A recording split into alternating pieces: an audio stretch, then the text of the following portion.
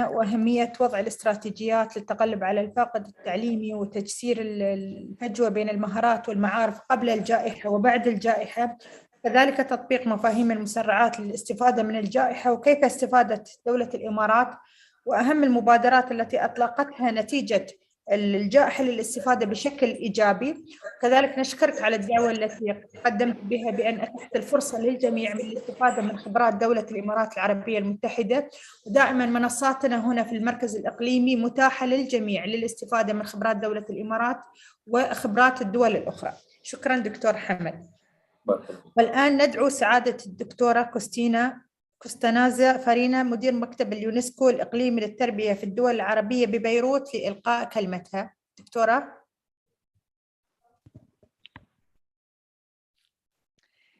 Good morning to all, and thank you so much, Your Excellencies, distinguished colleagues, ladies and gentlemen. It is really an honor for me to be with you today. Thank you very much for the invitation.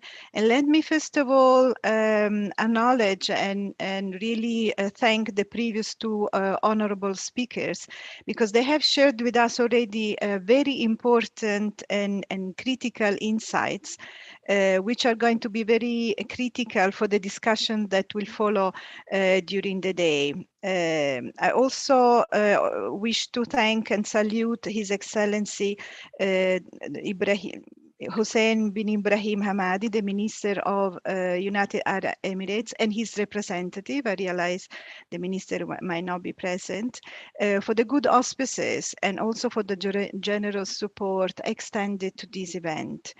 And if I'm allowed, I will also wish to extend my greetings to His Excellency Dr. Wajih Owais, the Minister of Education of the Hashemite Kingdom of Jordan, with whom I had the privilege to collaborate during my previous tenure as UNESCO Director of the Amman Office. Allow me now also to express my gratitude to Madame Mahra Hilal Al-Mutayaway. Thank you so much, Madame Mahra, the Director of Regional Center for Educational Planning, for hosting us today and for taking the initiative really to bring us together and debate on this very engaging topic. A lot has been said already by the previous speakers, but let me start from some alarming figures. There are 185 million children and young people in the MENA region, which encompasses 37% of the total population. Before the pandemic, an estimated 15 million students between age 5 and 14 were out of school, and nearly 2/3 of children in the region were unable to read with proficiency. As you know, due to the COVID-19 pandemic, most countries, as has been said already, have closed their educational institutions to contain the pandemic. This means that students around the world have been affected by learning losses, with those most vulnerable being severely affected. Prolonged school closures have exacerbated inequalities, taking a harsh toll on the most marginalized and vulnerable. School closures mean the students are not really learning to the extent they should be, and the dire consequences extend well beyond the short and medium term, and as well as beyond the education sector. Drawing on lessons learned from this crisis, we have a unique opportunity to change course. The future of education quality must be underpinned by key criteria, key principles. We are still living with the pandemic, and this makes it vital that all stakeholders collaborate and innovatively reimagine the education sector. Although the majority of students were reached by some form of learning in the 2021 scholastic year, 37 million were not reached at all. It is imperative, therefore, to address inequality in learning access, which disproportionately impact marginalized and groups, as we said, such as girls, ethnic minorities, and children with disabilities, to ensure that we leave no one behind. In order to have a deeper understanding of the COVID-19 impact on learning, in December 2021, UNESCO and its partner launched the regional report entitled COVID-19 Learning Losses, Rebuilding Quality Learning for All in the Middle East and North Africa. These reports provide insights on educational, social, and economic impact the COVID-19 is having on students in the region and on possible future impact, and makes recommendations on how building forward better.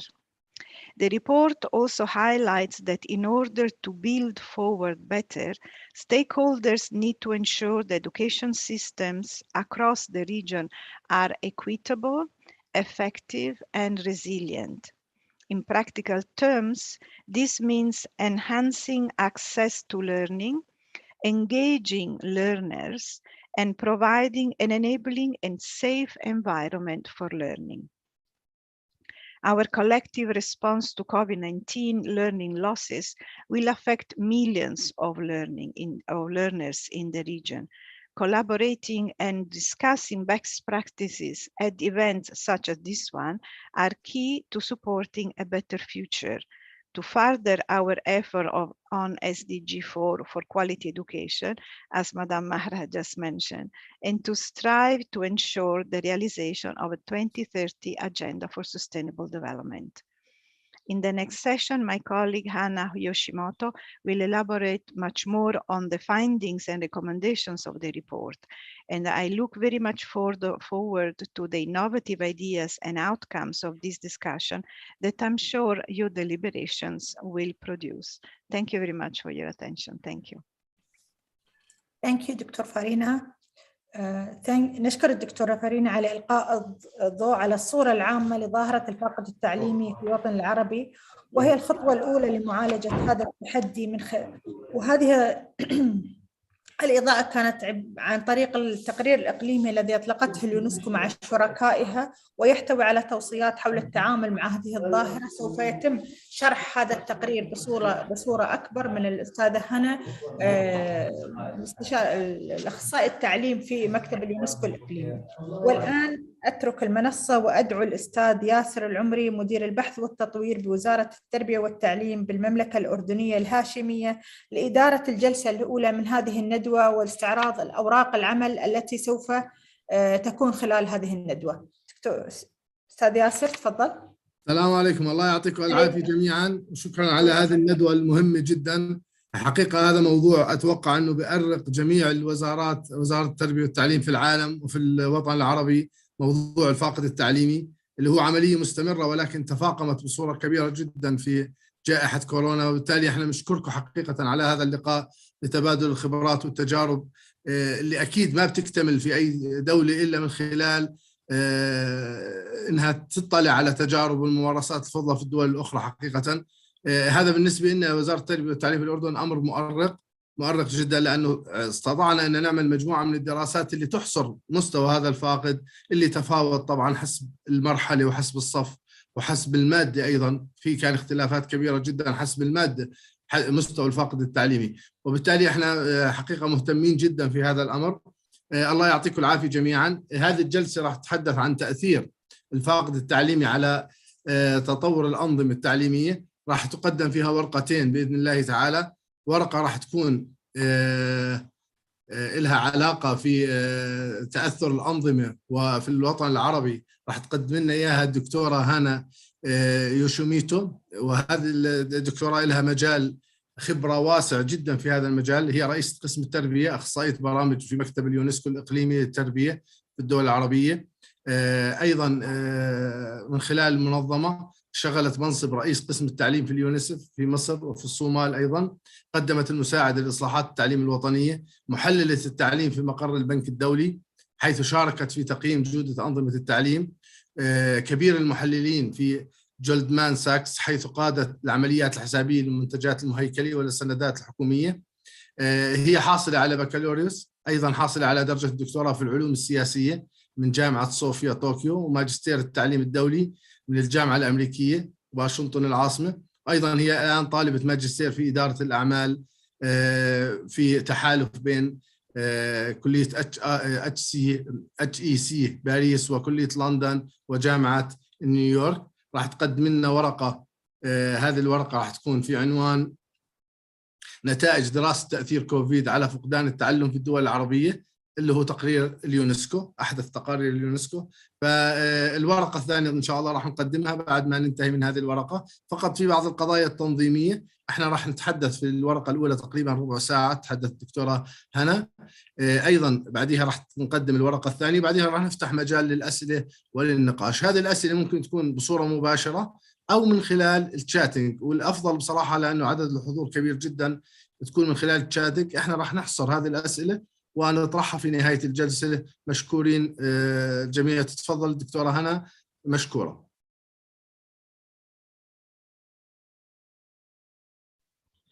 Thank you so much, and thank you to all participants here. I think the English translation is slightly off. I'm the Chief of Education at UNESCO Regional Bureau.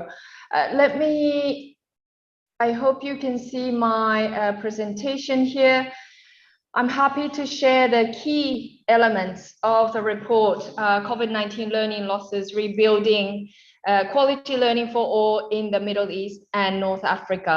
So this was a report developed jointly among UNESCO, the World Bank and UNICEF, gathering data and information from 20 countries in the region.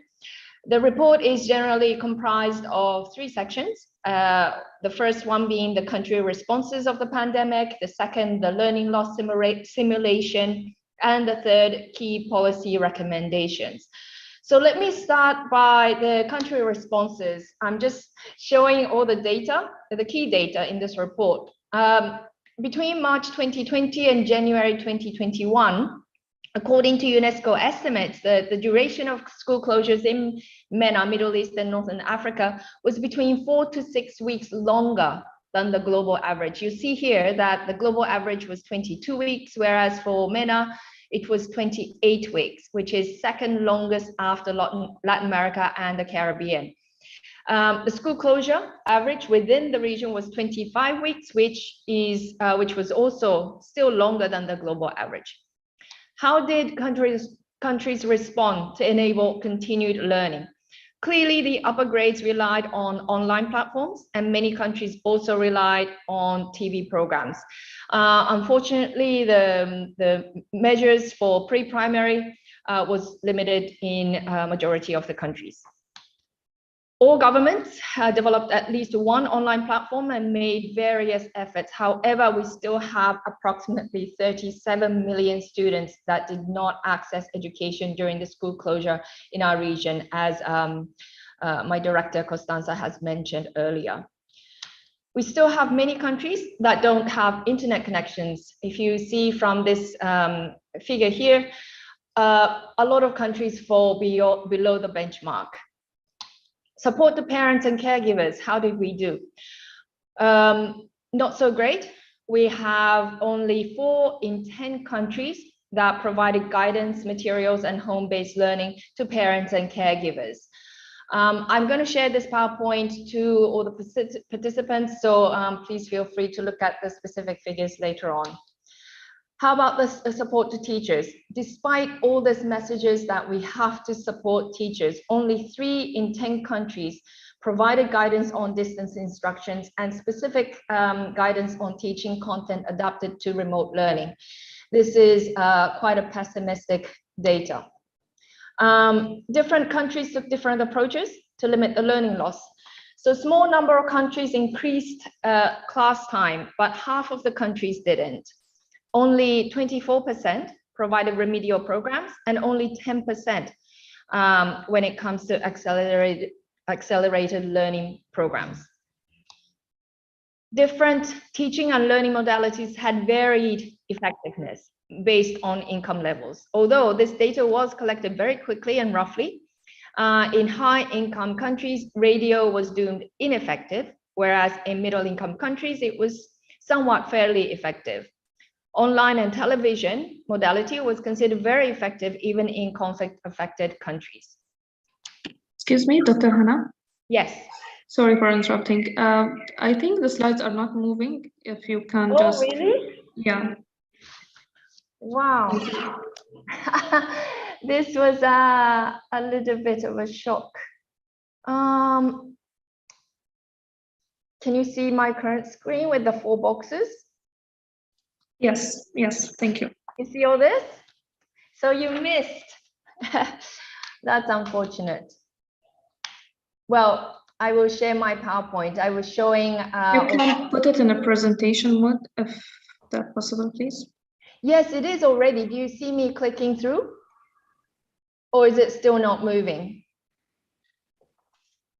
So sorry, Dr. Hannah, it's not in presentation mode. Now you're clicking through, but it's not in the presentation mode. So perhaps if you can... I'm on the slideshow. So on the bottom, I think it should be on the right. bottom. There's like a presentation indicator or icon. No, I think it showed. It's slideshow, yeah? Yes. Yes, that's what I was clicking earlier. Like this. Is it showing? So we're on one slide. Can you move and just make sure that the other slides work? No, sorry, I can't. It's not working, frankly. Okay, that's fine. That's okay. This is fine. Okay, let's show like this then. Yeah. Okay. So too bad. I had all the tables, but so, okay. So now regarding the actual learning loss simulation, as you may know, research are looking in different variety of methodologies. This is only one of it. But basically, there were 4 different elements when we conducted the simulation. The first is the learning poverty, which is the inability to read and understand a simple text by 10 years old. The second being the learning adjusted years of schooling, which is basically the years of schooling that was effective and actually brought learning to students, not necessarily the number of years that the students went to school. The third was a percentage below the minimum proficiency on PISA assessment. So the performance of math, science, and reading of 15-year-old students. And the fourth element was a lifetime earnings, which is basically the return to investment in education. The simulation analyzed based on 3 scenarios: the optimistic, intermediate, and pessimistic. And you can see the definition of what is optimistic and what's pessimistic. But basically, the optimistic is that the government-initiated mitigation measures were very effective, and the school closures only affected 50% of the student population. Whereas pessimistic, basically the measures were ineffective, and partial closures are assumed as full closure. So based on these scenarios, what did we find? The key results of the existing learning poverty may further increase by up to 9.4 percentage points, pushing the learning poverty up from 59.9% to 69%. So the learning poverty, as you may know, it was already high, more than 50%. But under the pessimistic scenario, it would go up to close to 70%. The increase in learning poverty is expected to occur in high-income countries from obvious reasons, because for low-income countries, the learning poverty was already so very high that the school closures impacted less. Although this means that a high learning pool in low-income countries are expected to increase.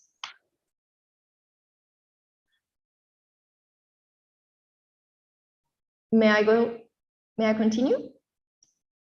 The learning adjusted years of learning. In MENA, the effective years of basic schooling that students achieved during their lifetime was already low at 7.1. Due to the pandemic, it's assumed that the full 1 year of learning was lost, bringing down to 6 years. So basically, no matter how many years the students go to school, they'll be equivalent to 6 years of schooling. The scholastic among the 50. Sorry, I can hear the translator in the Arabic. Are the participants hearing just one speaker or both? Can I go ahead? Yes, please continue. Okay. So the scholastic proficiency among the 15 years based on PISA international assessment is expected to decrease, pushing the minimum proficiency from 60% to 71.6% under the pessimistic scenario. You see the upper right box, the 71.6. Finally, regarding the lifetime earnings, the lower levels of learning, lost months of schools, or potential for dropping out of school may lose up to $0.8 trillion in lifetime earnings for the current cohort. At the individual level, one may lose almost $33,000 in his or her lifetime earnings. Now, when it comes to key policy recommendations, how we did it was, of course, there are many things that the government and key stakeholders need to focus. So what we did was we divided the suggestions into 3 main phases based on the needs and feasibility. The pandemic period, where you need to prioritize continuity and engagement. Early recovery period, where one needs to focus on the safe reopening, school reopening, and remediating. And the third, the post-pandemic period, where you need to accelerate and improve the learning outcomes. So the key policy recommendations, I'm just going to give 3 each per period. The first period, the pandemic period, one needs to improve the access to and engagement in remote learning, but to also ensure effectiveness of teaching and learning. Countries may want to focus on foundational skills and prevent school dropouts. To do so, there are measures that we have put, including best practices within the region and outside, inclusive remote education policies and strategies that are needed with varied teaching and good practice examples, teaching and learning modalities. When you're adopting remote learning, you do need to have the basics right, meaning adoption of various information management systems right from the beginning, like the CMS, content management systems, and LMS, the learning management systems. Strategic investment is also needed for early childhood development, reflecting in good support to parents and caregivers.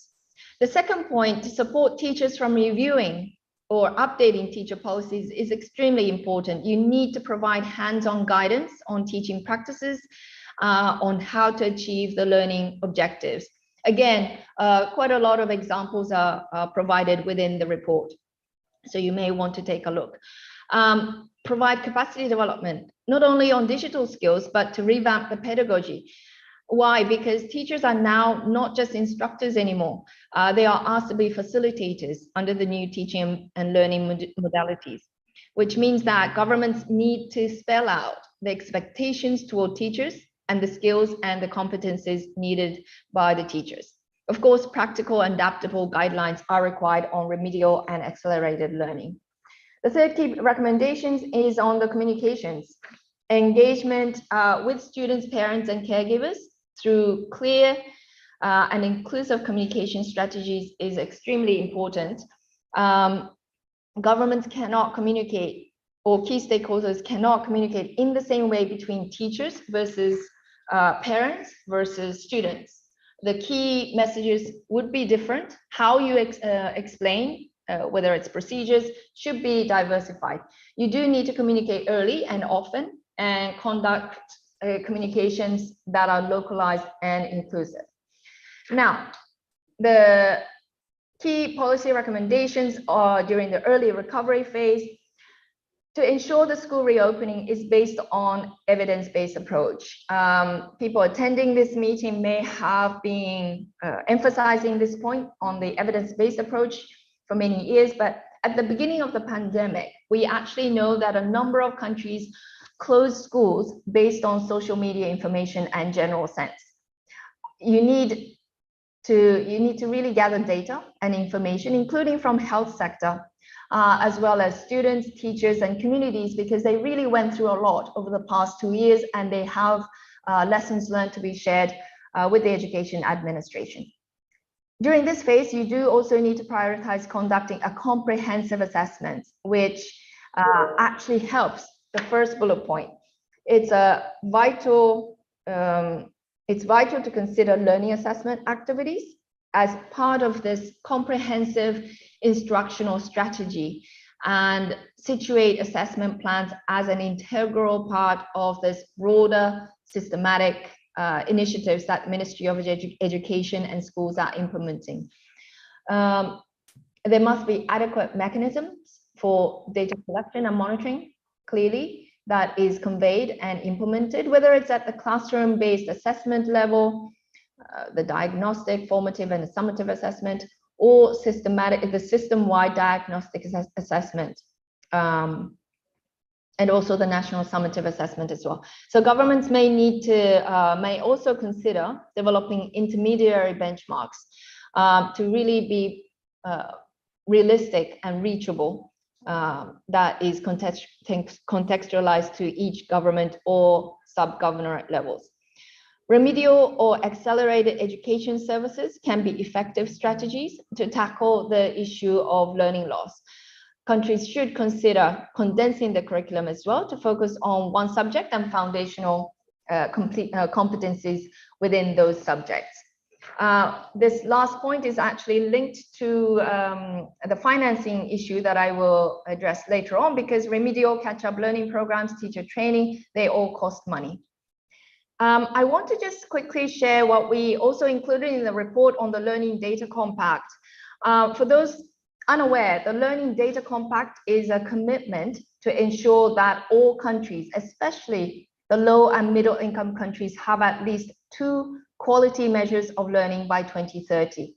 That all countries assess learnings for students in at least 2 subjects, in at least 2 grades, and with at least 2 planned rounds of measurement by 2030.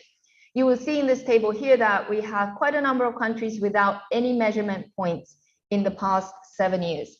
And we want to, this is another joint effort among UNESCO, UNICEF, and the World Bank. Now, the final slide on the key policy recommendations during the post-pandemic period. The first point is really re-emphasizing this fact that COVID-19 crisis was a challenge, yet also an opportunity to reimagine education systems, recover learning loss while building more resilient and equitable education. We must build on the investments made in remote learning systems to contribute to creating resilient systems that can be withstand the impact of any future crisis in the region. In this chapter, we're giving multiple tips, including key principles of EdTech investments and good practices from outside of the Arab region. The second point is really to strengthen the cross-sectoral coordination and provide this holistic support. I think that this need of holistic support was really evident during the pandemic, and children and youth is in need of such service more than ever. They do need to be supported to navigate through this new normal of education and adapt to the transformation that the young people will face in the future. When we talk about building back better, we mean to relook at the entire ecosystem and beyond the education sector, which influences the learners and their own learning experiences and pathways. So approach is expected to equip them to thrive as lifelong learners in the context of uncertainty, disruption, and change. The third point on this slide, the very last one, is on education financing. The pandemic impact is still going to prolong. Many countries will find it challenging to protect their education budgets over the next few years.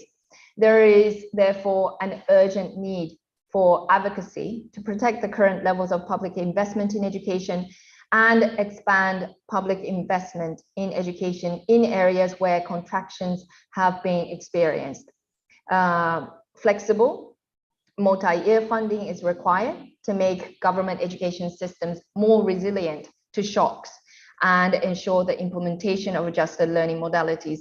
UNESCO actually delivered a workshop on education financing, efficiency and effectiveness at the end of last year in December, actually, to explain the different types of efficiencies, like the elective, allocative efficiency, the technical efficiency, internal and external efficiency. But this, how to really build efficiency and effectiveness of education financing would be very, very important during the post-pandemic period. So I will stop here, and I apologize for the issue with the PowerPoint, but I will share my slides to the organizers. Thank you so very much. شكرا جزيلا، الله يعطيك ألف عافية. حقيقة على هاي المعلومات اللي قدمت من دكتورة هانا، معلومات في غاية الأهمية، وفعلا المشاركين أبدوا الاهتمام الكبير جدا على الشاتنج في هذا العرض، وفعلا إذا بيتم تزويدهم فيه بيكون أفضل. في برضو ملاحظات كثير وردت على الشاتنج لها علاقة بالترجمة. في أيقونة بأسفل الشاشة على شكل كرة أرضية، بتضغط عليها تختار العربي مشان تختار قناة اللغة العربية وتسمع الترجمة في اللغة العربية. شكرا جزيلا دكتورة هانا. والآن ننتقل للورقة الثانية اللي لها علاقة بأثر جائحة كورونا على الاقتصاد، على اقتصاديات الدول. راح تقدمها معنا الدكتورة تي كازارادي. من هذه الورقة في غاية الأهمية حقيقة، لأنها بتتحدث عن الأثر الاقتصادي اللي بجوز أنهينا فيه مع الدكتورة هانا. الدكتورة تي حصلت على ماجستير في علم التحكم الآلي.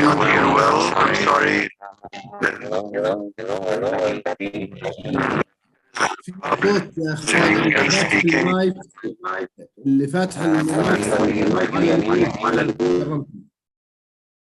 في صدى كثير.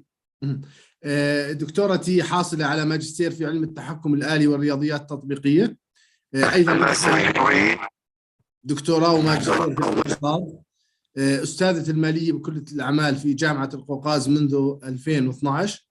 منذ 2018 هي رئيسة برنامج تعليم الدكتوراه في إدارة الأعمال.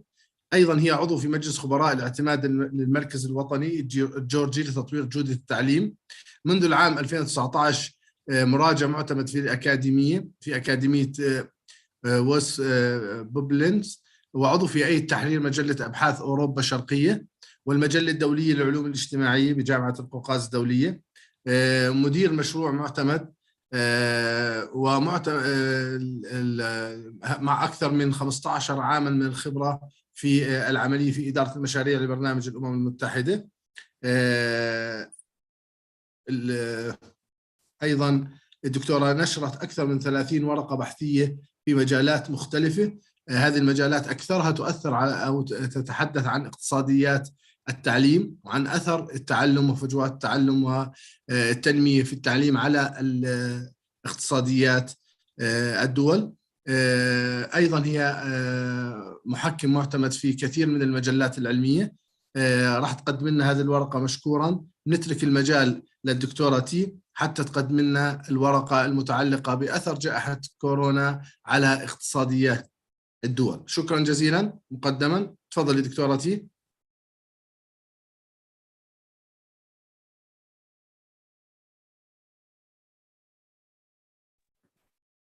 Excuse me, I start.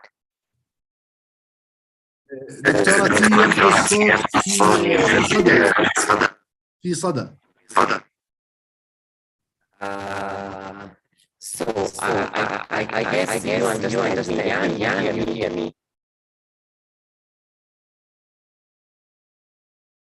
ممكن يكون في جهازين شغالات. ممكن في جهازين شغالات. Please. I can't understand what you talk about. Dr. T, excuse me. I think you are in, because the voice is coming and going back. I think you are entering the Zoom by two laptops, maybe two. No. Okay, because the voice is not clear. We can't hear you well. We can't hear you. If you can just sign out and back again. Yes, thank you.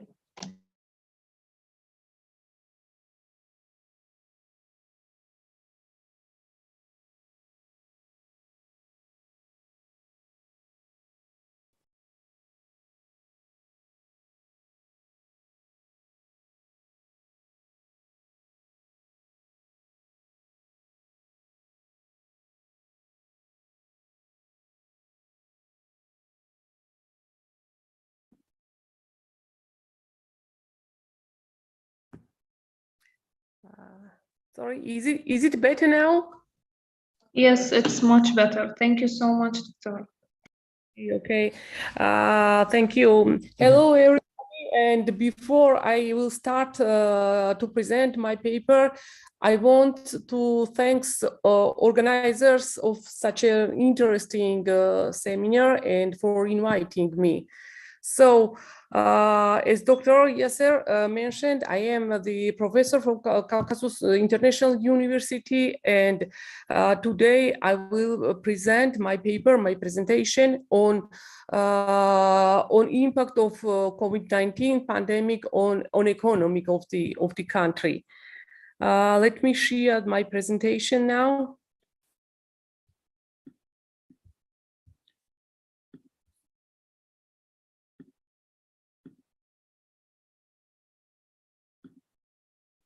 Is it shared? Yes, Doctor. Okay. Okay, let's start. Yes, it's clear. Okay, thank you. Thank you. Let me start and let me say that the pathway from education to economy goes through the labor market, and all of you know this. The vector of economic development of the countries is directed towards the creation of knowledge economy, in which a person, his and or her knowledge, skills, and ability have a certain place. The economy of knowledge, as the highest stage of the post-industrial economy, is the source of the growth of the economy, country's economy, and the level of the public life. Developed countries are spending huge financial resources to strengthen human capital, since it is the main factor in creating new technologies, developing manufacturing, and increasing their efficiency. Human capital play a major role in the development of science, culture, health, safety, and the social sphere. They put the largest financial and human resources in scientific researches and a practical realization of the research results. Numerous studies show that there is a positive correlation between education and the economic development of the country. Strong education systems have a positive impact not only on the success of specific individuals, but also on the economy of the entire country. Graduates equipped with the skills by the labor market can easily, equipped with the skills, they can easily find a place in the labor market. Knowledge and skills relevant to market demand increase their productivity, which also has a positive impact of the economic growth and development. Here is the brief statistic before the pandemic. And you can see that in developed countries, what's happening? They have the global spending on research and developments, and this spending has reached a record high of almost $1.6 billion US, and about 10 developed countries accounted for 80% of spendings. And on the other hand, what happens in developed poor countries? 40% of the world population lives in poverty.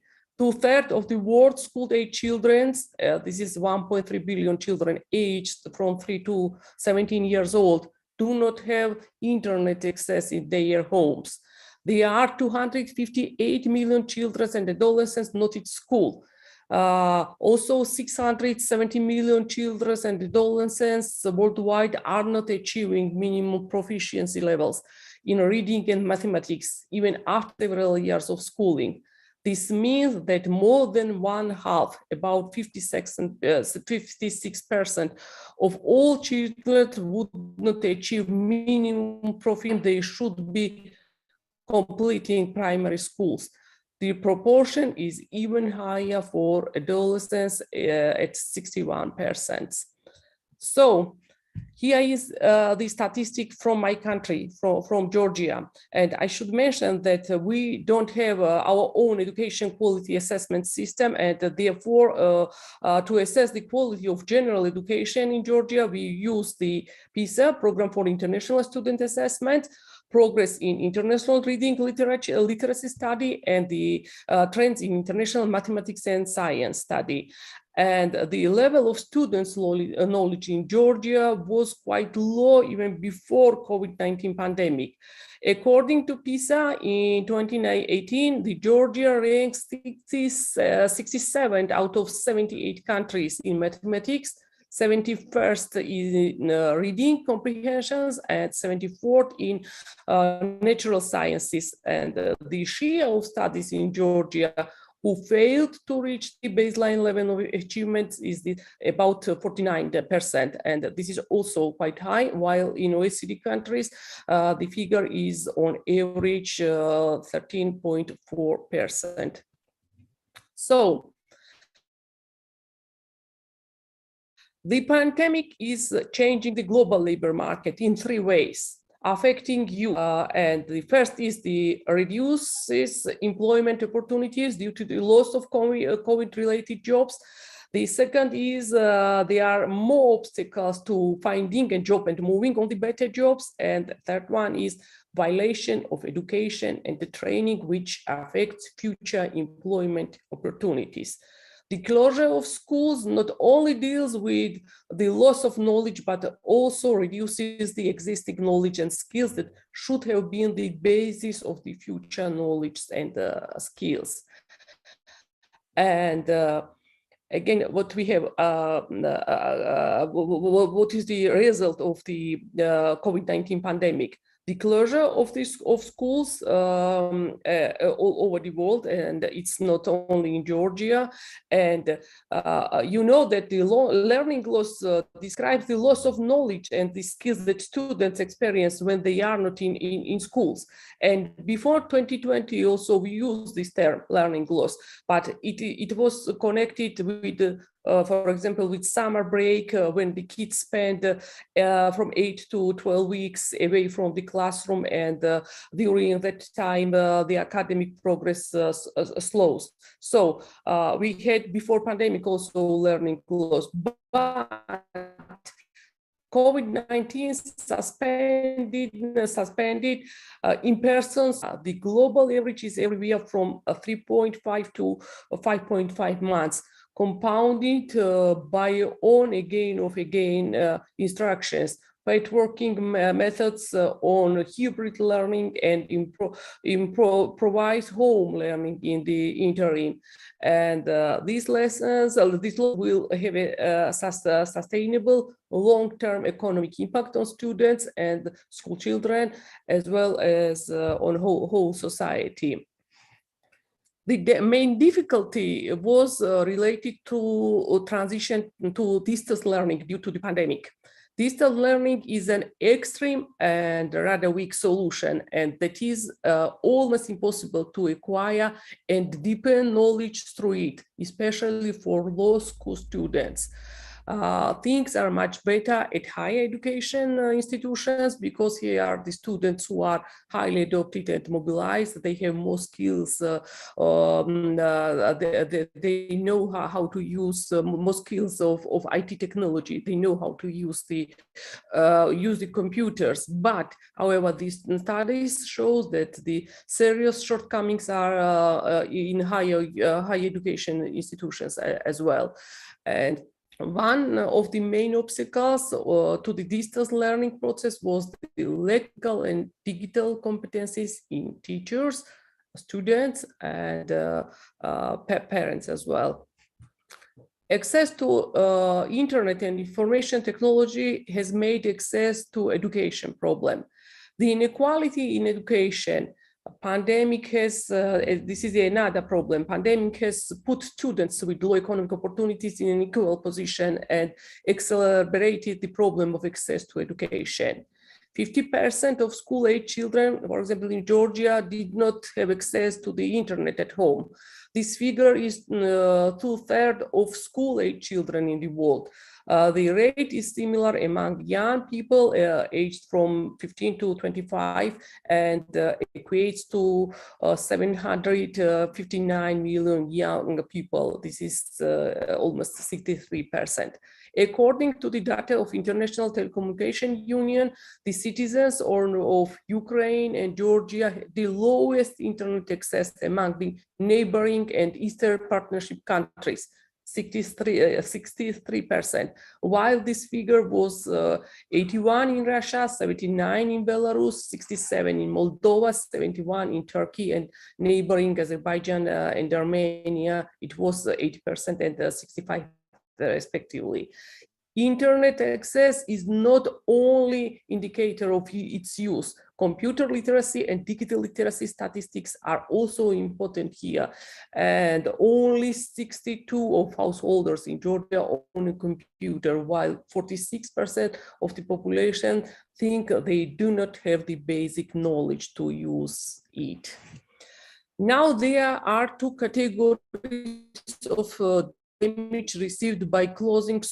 First is reduced income in the long run of the pupils and students whose education process has been suspended in educational institutions. And the second one is losses from the slowdown in the economic growth of the countries, because they will have to forward with the less skilled workers, which will also affect the welfare of the society. Education equips people with the skills that make them more productive at carrying out their work tasks, particularly in modern knowledge-based economy. Education also provides skills that enable people to generate and apply new ideas and innovations that enable technological progress and overall economic growth.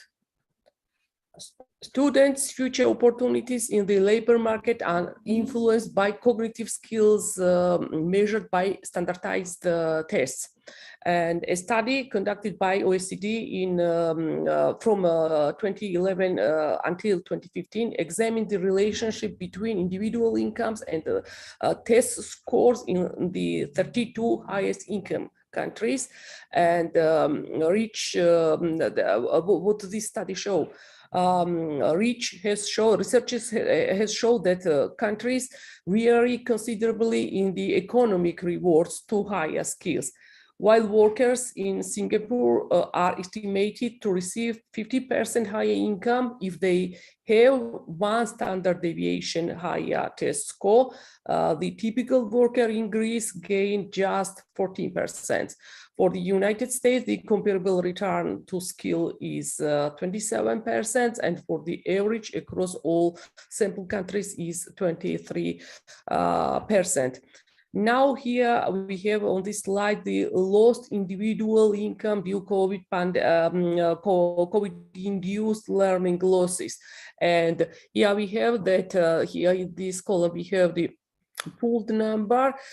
This is the data of United States. Here we have the in Greece and in Singapore, and you can see that the lowest individual income lost we have in Greece, and the highest we have in Singapore, and this is the school year equivalence of learning losses.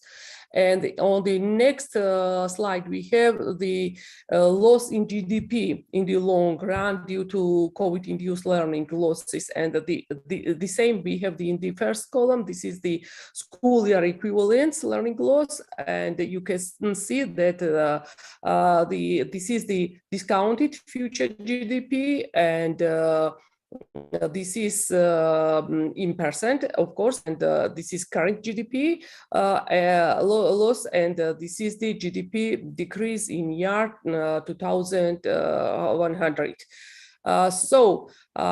This is also just brief information, brief statistical data, learning losses calculated by the countries by OECD, and this is days of schooling lost by mid-May of 2020, and you can see that the highest was in Estonia and the lowest was in Colombia, and this is the data of Georgia about 20 days,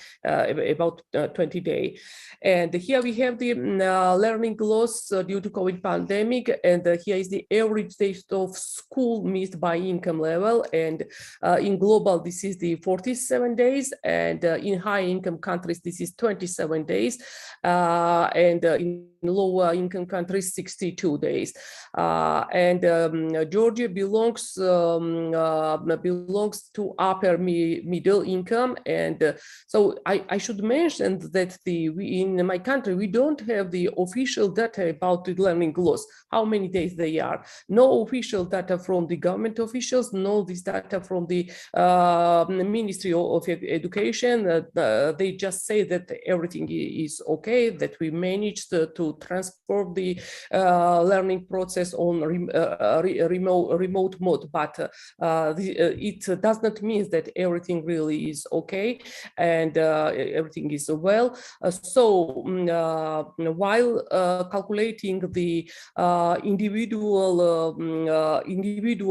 losses due to the learning loss induced by the COVID-19 and also the GDP reduction, we took this data for calculation from these OECD researches, and so we took the 40 school days was the learning loss in 2020, and here is this data, and if we rely the researches of the Hanushak and Weissman, the professors study the economic effect of the learning losses, future individual income loss in Georgia equals to 1.9% during a lifetime, and the average month salary in Georgia was 1,200 for Georgian lari. This is approximately 377 US dollar or 346 euro in 2019, and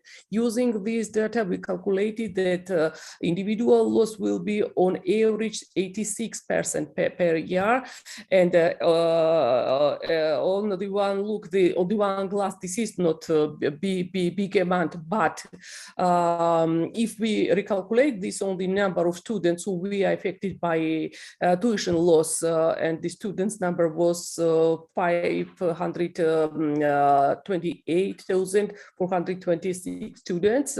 This is the official data. The total 1 year loss,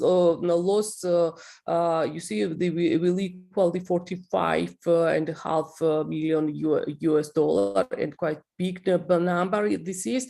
And if we also take into account that the average working period for a person is 45 years, then under the condition of 3% discount rate, the present value of the income lost by one student will be approximately 2,109 US dollar. Here is also the calculation of losses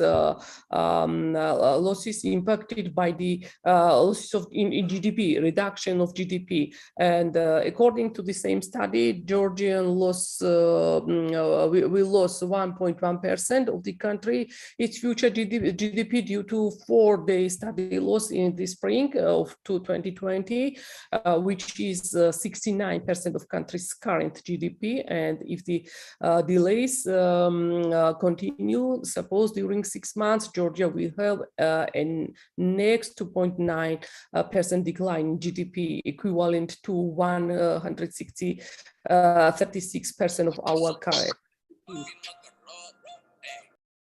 Over time, these losses will be from from 12 million, approximately 12 million US dollar to 24 millions, and Georgia's GDP in 2019 was 70 million and half million US dollar.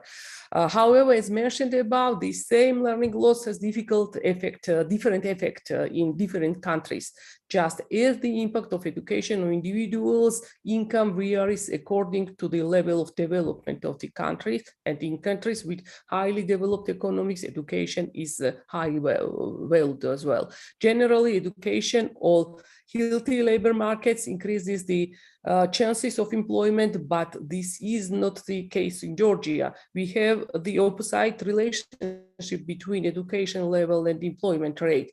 High education in Georgia slightly increased employment opportunity and increases pay by 26% compared to general education, which is significantly lower than the average OECD countries. This is the 56%. And one of the main reasons for this is the lack of knowledge and skills relevant to the market requirement, which indicates the low quality of general professional and higher education.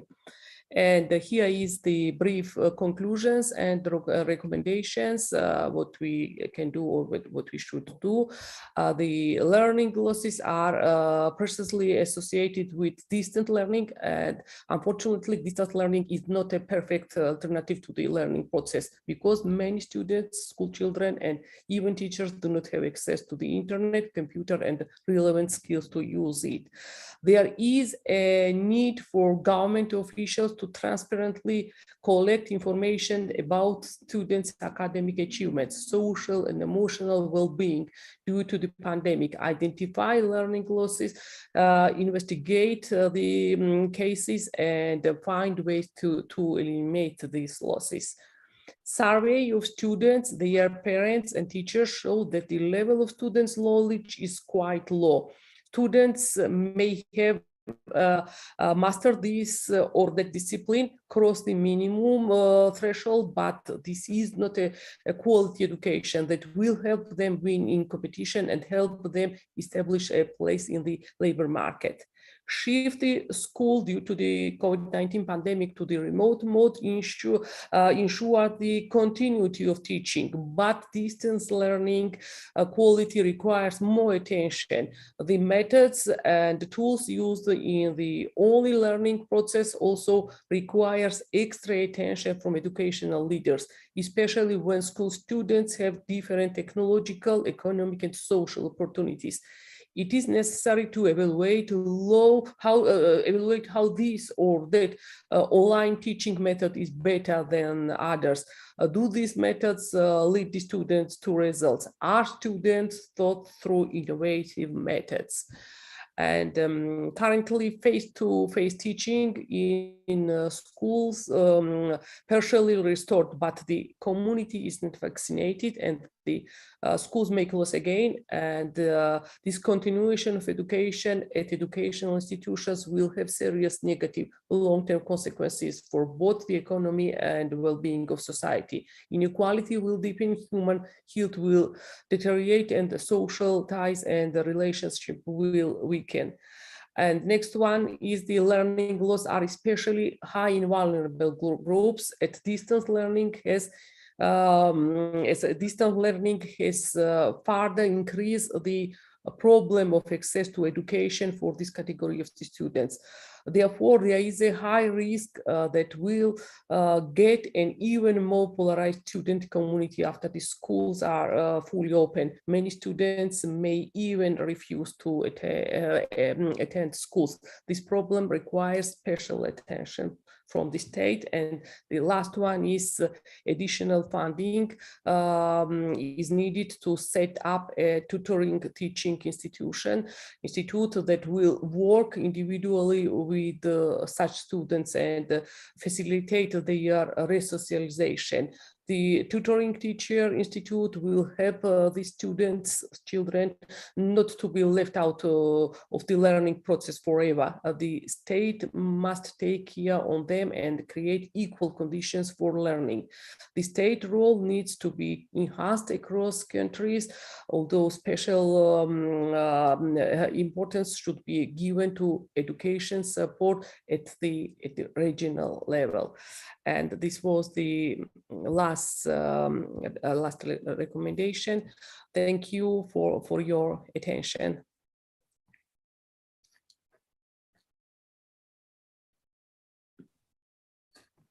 شكرا جزيلا دكتورتي، الله يعطيك الف عافيه. شكرا جزيلا للمتحدثين. حقيقه احنا ربما ان يعني كدنا نتجاوز الوقت، فلذلك المساحه المتاحه للاسئله راح تكون قليله جدا. في مجموعه من الاسئله حقيقه يعني تم استخلاصها من الحوارات اللي قاعده بتصير على الشاتنج. في سؤالين موجهات للدكتوره هانا. اول سؤال: هل تم قياس الفاقد التعليمي وفق مجموعه من المتغيرات المختلفه؟ يعني هل اختلف هذا حسب المرحله، حسب العمر، حسب مثلا الماده ومستوى هذا الفاقد التعليمي وفق مجموعة من المتغيرات؟ النقطة الثانية: هل هناك يعني تم رصد ممارسات فضلى للتعامل مع هذا الفاقد التعليمي يمكن تعميمها؟ يعني هل صار في عندنا خلينا نحكي جملة من الإجراءات المتفق عليها عالميا اللي تساعد في تقليل الفاقد التعليمي تم تجريبها وقابلة للتعميم قدر الإمكان؟ هذول السؤالين موجهات للدكتورة هانا. في للدكتورة تي استفسار مهم حقيقة، كونه تتحدث عن الأثر الاقتصادي. طبعا من المهم جدا حصر إنه شو هو أثر كل شهر تقريبا أو كل فترة زمنية بتم غيابها للطالب بالمتوسط عن المدرسة، قديش بتأثر على الناتج الإجمالي. مهم جدا. ولكن هل حصل قياس لأنه الاستثمار في الفاقد التعليمي، يعني كل كم دولار أنا بستثمرهم في الفاقد التعليمي شو العائد على الاقتصاد الكلي؟ هل تم قياس هذا الأمر حتى نشجع الدول على الاستثمار في الفاقد التعليمي؟ يعني مثلا إذا استثمرت $100 في الفاقد التعليمي، أنا بعتقد إنه هذا يحقق عائد بمقدار هالقد للاقتصاد، اقتصاد الدولة أو للدخل القومي الإجمالي. هل تم قياس شيء من هذا القبيل من أجل تشجيع الدول على الاستثمار في الفاقد التعليمي؟ شكرا جزيلا.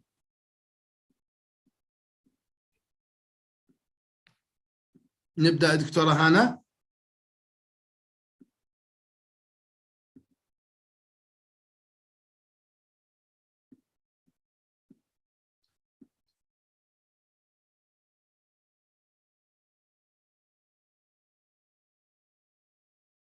حتى تستجيب الدكتورة هانا ممكن الدكتورة تي تجاوبين على السؤال الثالث، أتكرمتي؟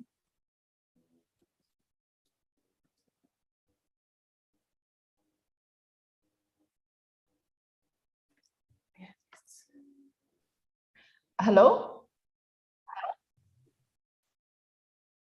الصوت مسموع. Welcome. Hello, can you hear me? Yes. Okay, sorry, there's an issue with the translation. Do you mind repeating the question?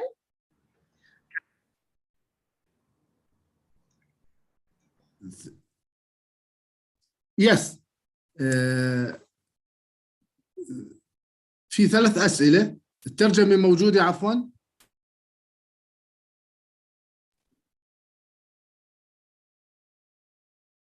So I could only hear the Arabic translation. Yes. So do you mind translating the question posed to me?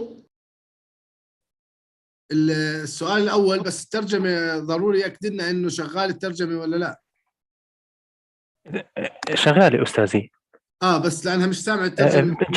Just choose English channel and you can hear the English translating. وضح لها هذا الأمر. أيوه. السؤال الأول بالنسبة للدكتورة هانا كان السؤال الأول متعلق: هل تم قياس الفاقد التعليمي وفق مجموعة من المتغيرات مثل المادة، مثل المستوى الصف، مثلا المنطقة تواجد مدرسة ريف أو مدن، مثلا الجندر الذكور والإناث، يعني وفق مجموعة من المتغيرات الفاقد التعليمي، لأنه بيختلف صراحة حسب طبيعة الطلبة وحسب مستواهم إلى آخره. السؤال الثاني: هل هنالك تم تسجيل ممارسات فضلة، أو خلينا نقول تجريب ممارسات فضلة يمكن تعميمها على الدول لمساعدتها في معالجة الفاقد التعليمي؟ يعني هل في صار تجربة عندنا مطبقة بصورة مثلى قادرين أن نعمم نتائجها بحيث تستفيد كل الدول، وما يعني ما نعيد اختراع العجلة في كل دولة ونمر بنفس المراحل، لا بحيث أن نستفيد من جهود الدول الأخرى؟ بالنسبة للدكتورة تي، في السؤال الثالث هو مرتبط فيه: هل تم قياس أثر الاستثمار في الفاقد التعليمي على الاقتصاد أو الدخل القومي أو الاقتصاد الكلي للدولة؟ مثلا إذا دولة استثمرت في الفاقد التعليمي بمقدار $100 أو $200، شو نتوقع العائد على اقتصاد هذه الدولة؟ حتى نشجع أيضا الدول على الاستثمار في الفاقد التعليمي مشان نعمم هذه القصة ونقنع الدول المختلفة إنه استثمارك في الفاقد التعليمي شو راح يكون عائده اقتصاديا على الدولة وعلى الأفراد. شكرا جزيلا.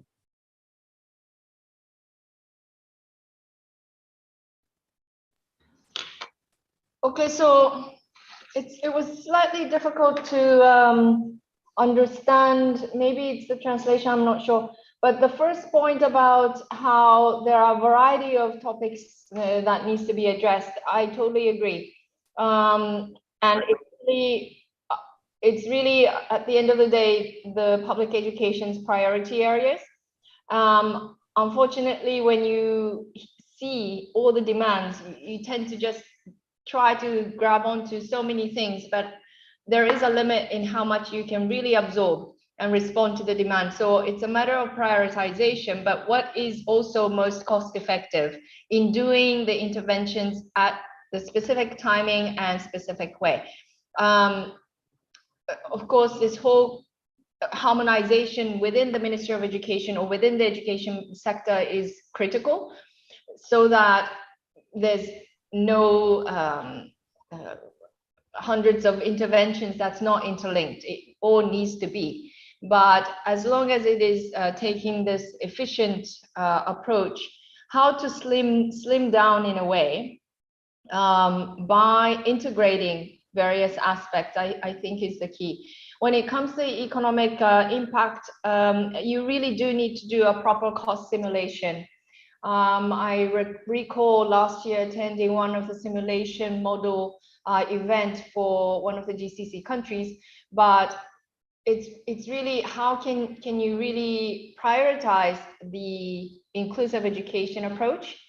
Does how much does the government need in terms of the amount, but how much is secure for inclusive education when it comes to the poor rural areas, the disabilities, etc. That really talks to the SDG 4 goals.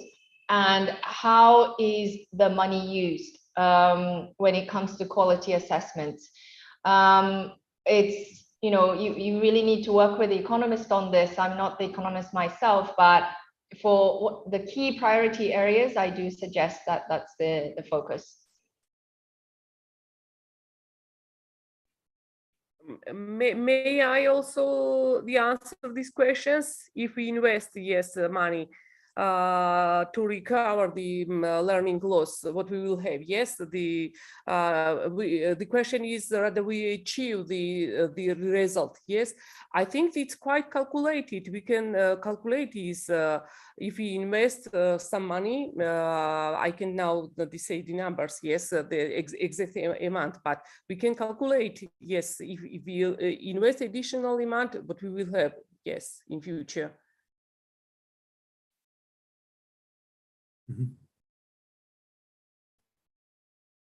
شكرا جزيلا. الحقيقة هذا أمر في غاية الأهمية، لأنه ممكن يشجع الدول إنه في جدوى الاستثمار في الفاقد التعليمي، خصوصا إنه فعلا معظم دول العالم الآن تعاني من هذا الأمر. في أسئلة حقيقة على الشات بتركز على ما هي التجارب الإيجابية اللي ممكن رصدت من خلال الباحثين المتعلقة في كورونا. يعني الآن نحن مدركين الجوانب السيئة التي رافقت كورونا، ولكن هنالك بعض التجارب الإيجابية، بعض الإشراقات التي تحدث عنها معالي وزير التربية والتعليم دكتور وجيه عويس مثلا في كلمة، هل تم التركيز على هذه الجوانب وإمكانية الاستفادة من التجارب الناجحة واستثمار التعلم عن بعد وتكنولوجيا التعليم التي تقدمت بصورة كبيرة جدا في ظل الجائحة؟ السؤال موجه لكلا الباحثتين، أي حدا يجاوب خير وبركة.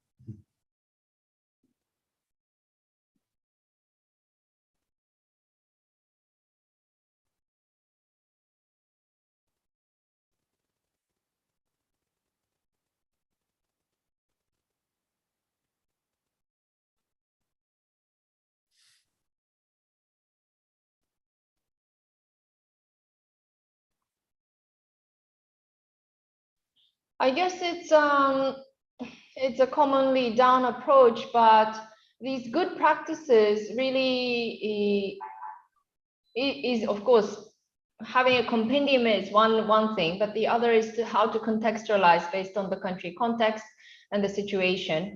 And that contextualization process is extremely important. Even within a country, the context is different, right? The urban poor is there, the rural poor is there. The approaches should be different. So I think gathering as much information as possible, not just within this region, but outside as well, with similar challenges, and how you contextualize using the actual beneficiaries as a stakeholder as well would be the key. I also will agree with Ms. Hannah. The situation in different countries is different, but based on best practice, yes, we can make this some model that I think that can be generalized all over the world. And but again, the countries, their level of the economic development, the education system, and a level of their education system development are different. So they need the different individual approaches, but we can try to make the model and generalize it. Yeah.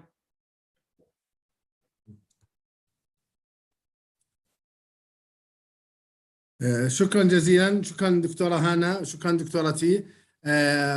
حقيقة كان الورقتين البحثيتين في غاية الأهمية، أثار اهتمام كبير جدا لدى الحضور ولدى جميع المشاركين حقيقة.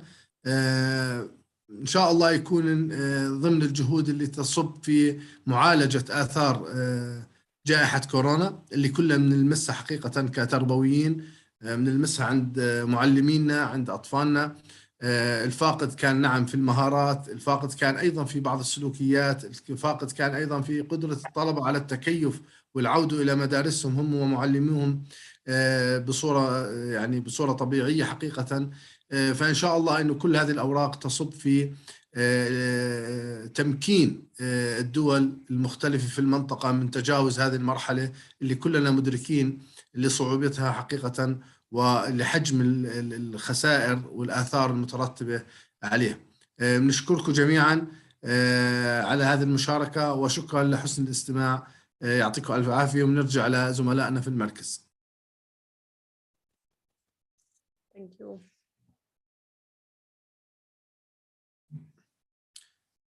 دكتورة مهرة.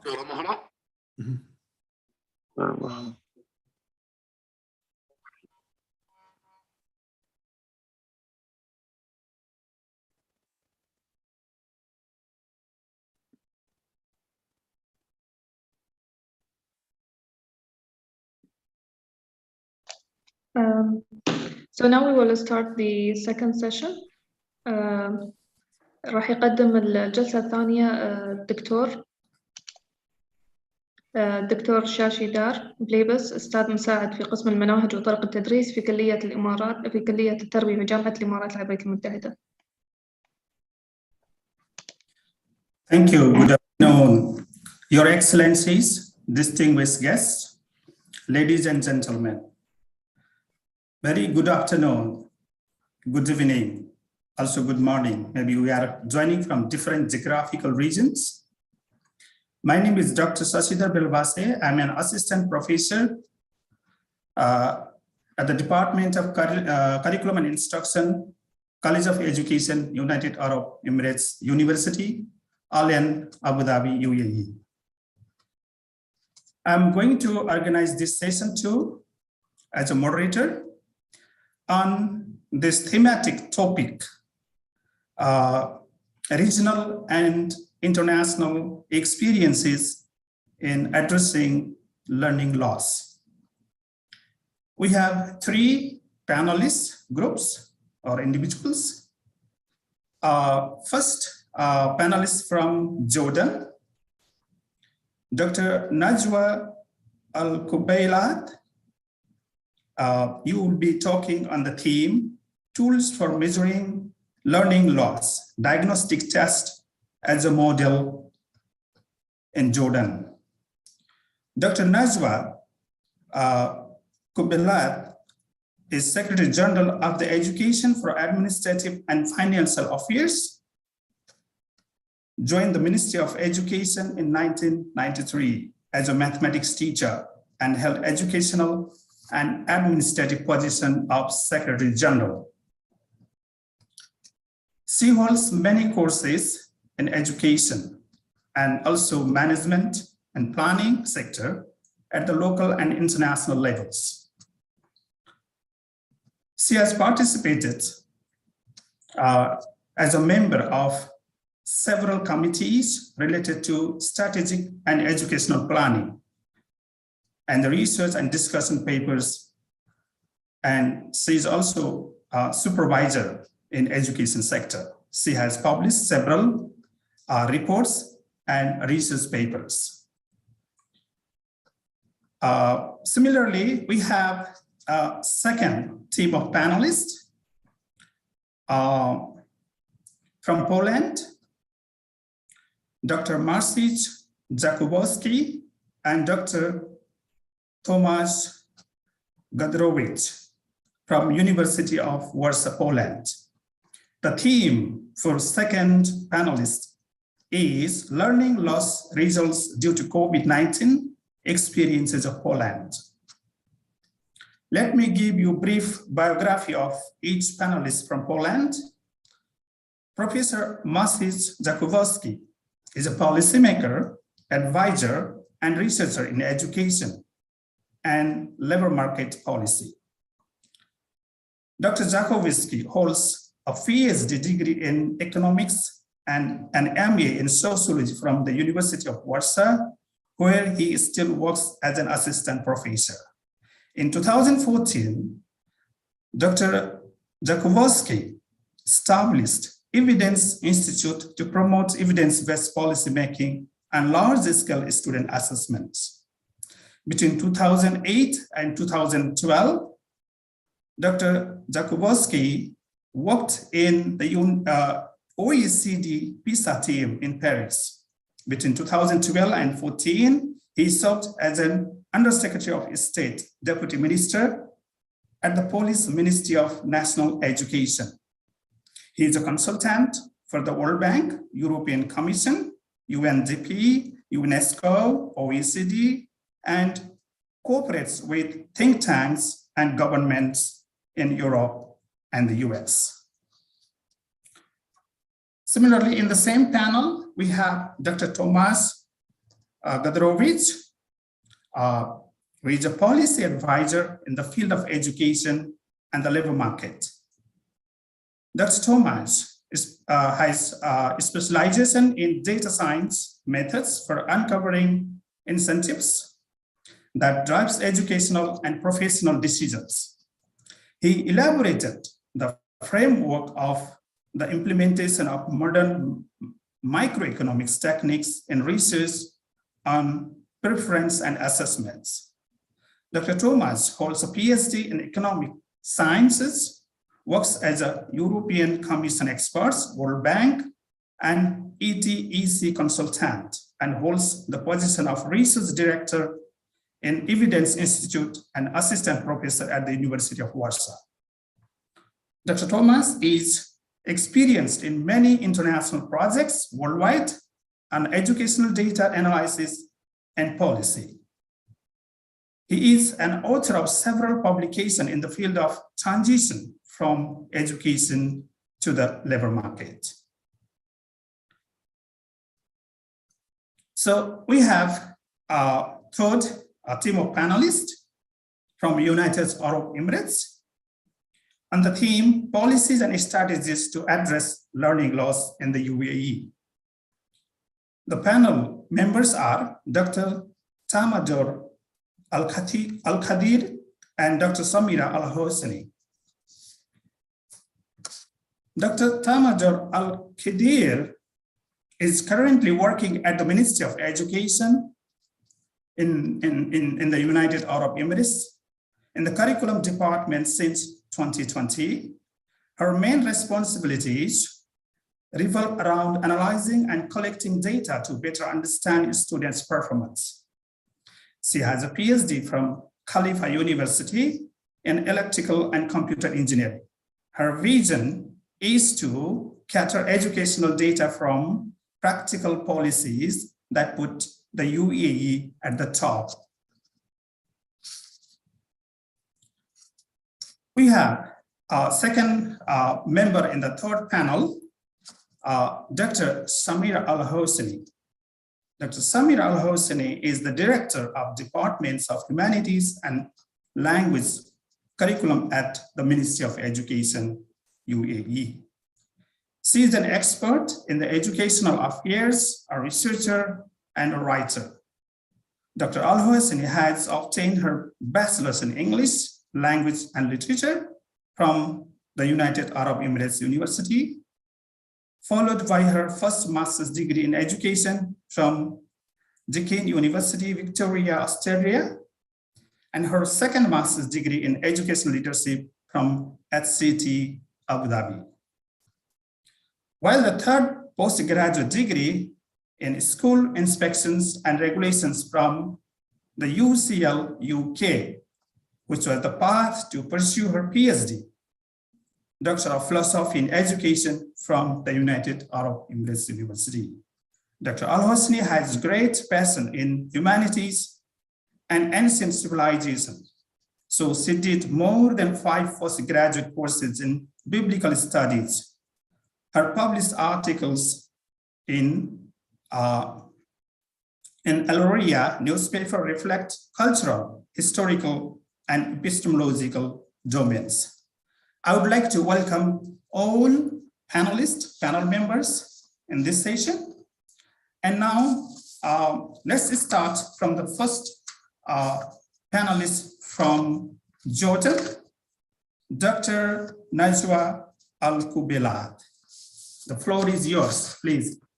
Dr. Kubelat, you may start your presentation, and I would like to request all panel teams to limit your presentation within 20 minutes.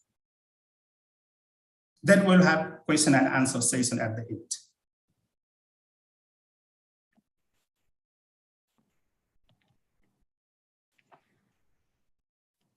بسم الله الرحمن الرحيم. الحمد لله رب العالمين والصلاة والسلام على سيدنا محمد وعلى آله وصحبه أجمعين.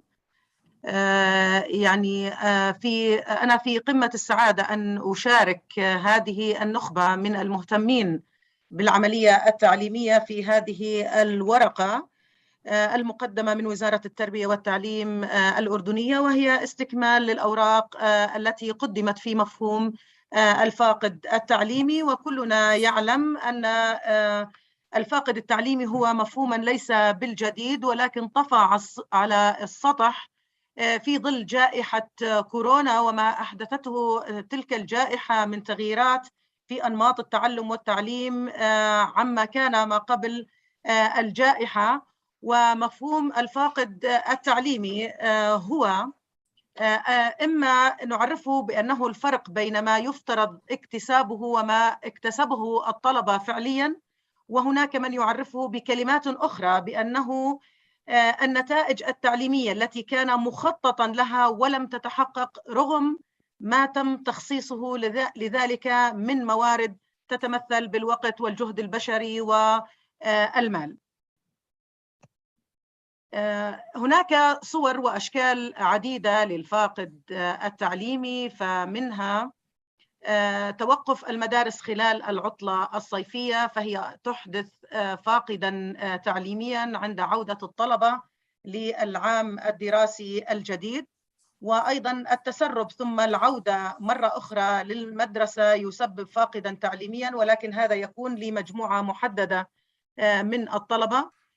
التغيب الطلبة عن المدارس أيضا بسبب المرض أو لأي أسباب أخرى، وأيضا تدني جودة التدريس رغم توفره في المدارس قد يسبب فاقدا تعليميا. أيضا السنة الأخيرة وهي السنة الثانوية العامة عادة تسبب فقدا تعليميا. دكتور ياسر ممكن يعني على الصامت إذا سمحت.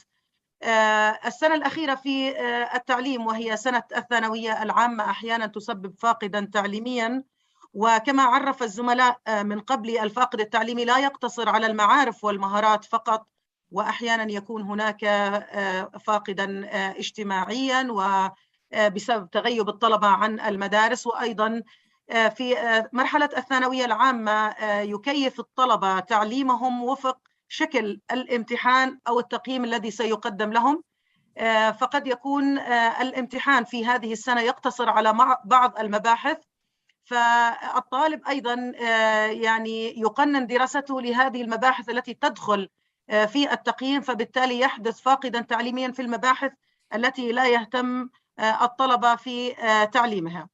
أيضا هناك الانقطاع التام عن التعليم بسبب ظروف الهجرة يسبب فاقدا تعليميا. ويمكن إرجاع الفاقد التعليمي إلى سببين رئيسيين أيضا.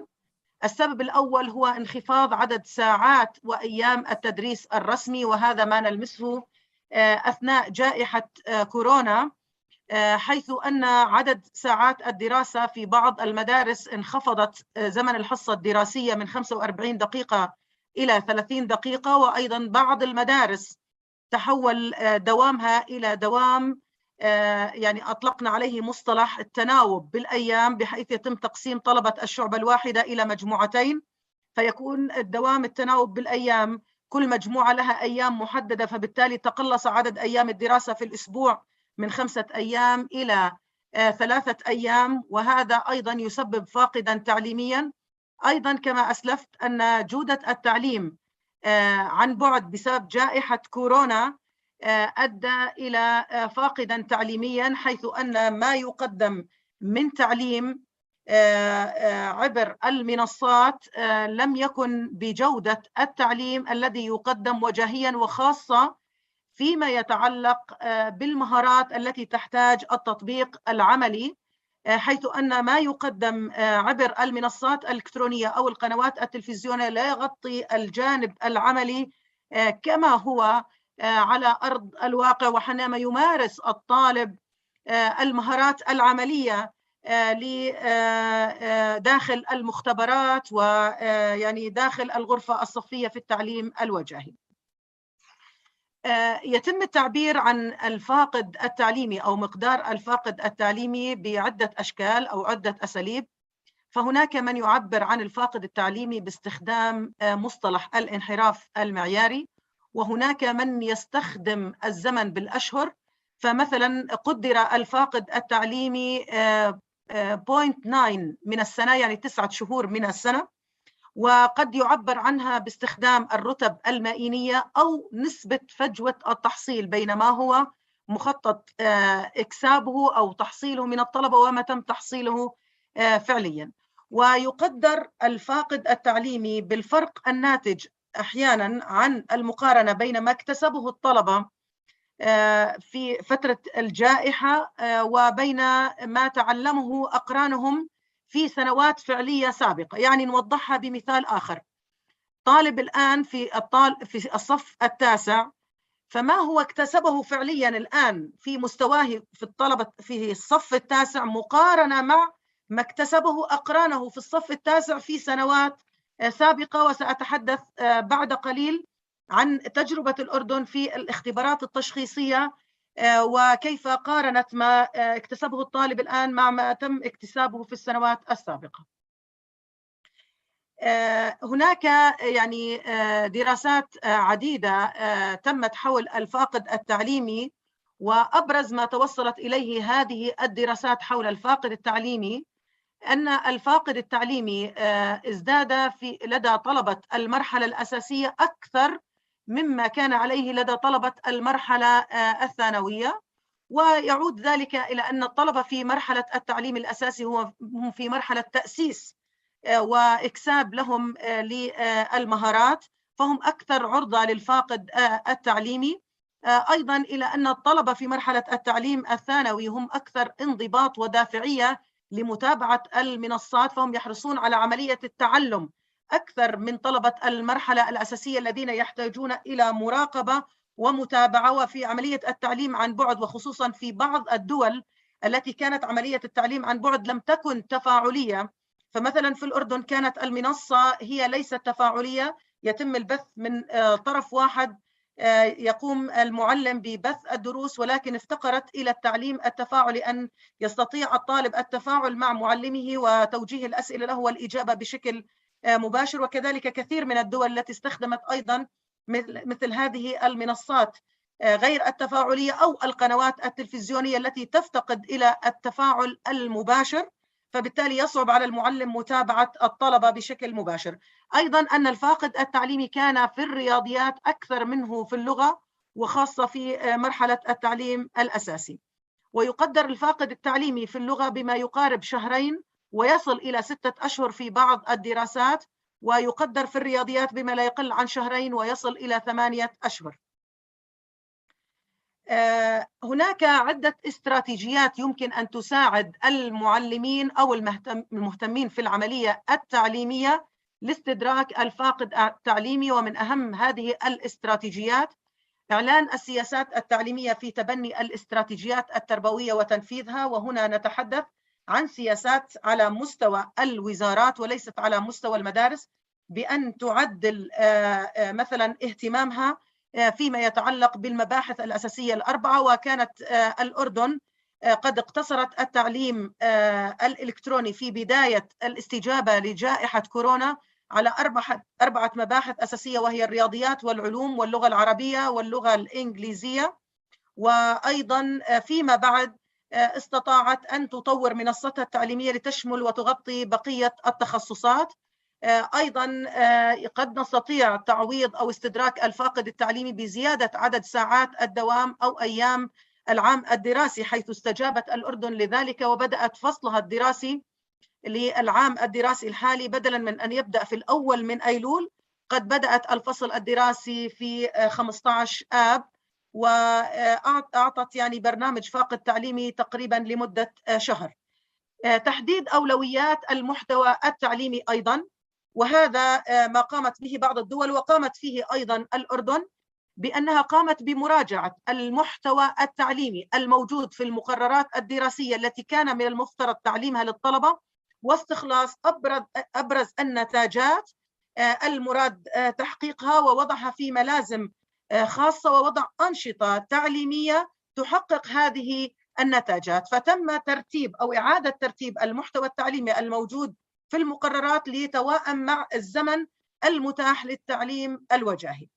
أيضا موضوع التقويم التشخيصي هو أحد الاستراتيجيات التي تساعد في استدراك الفاقد التعليمي.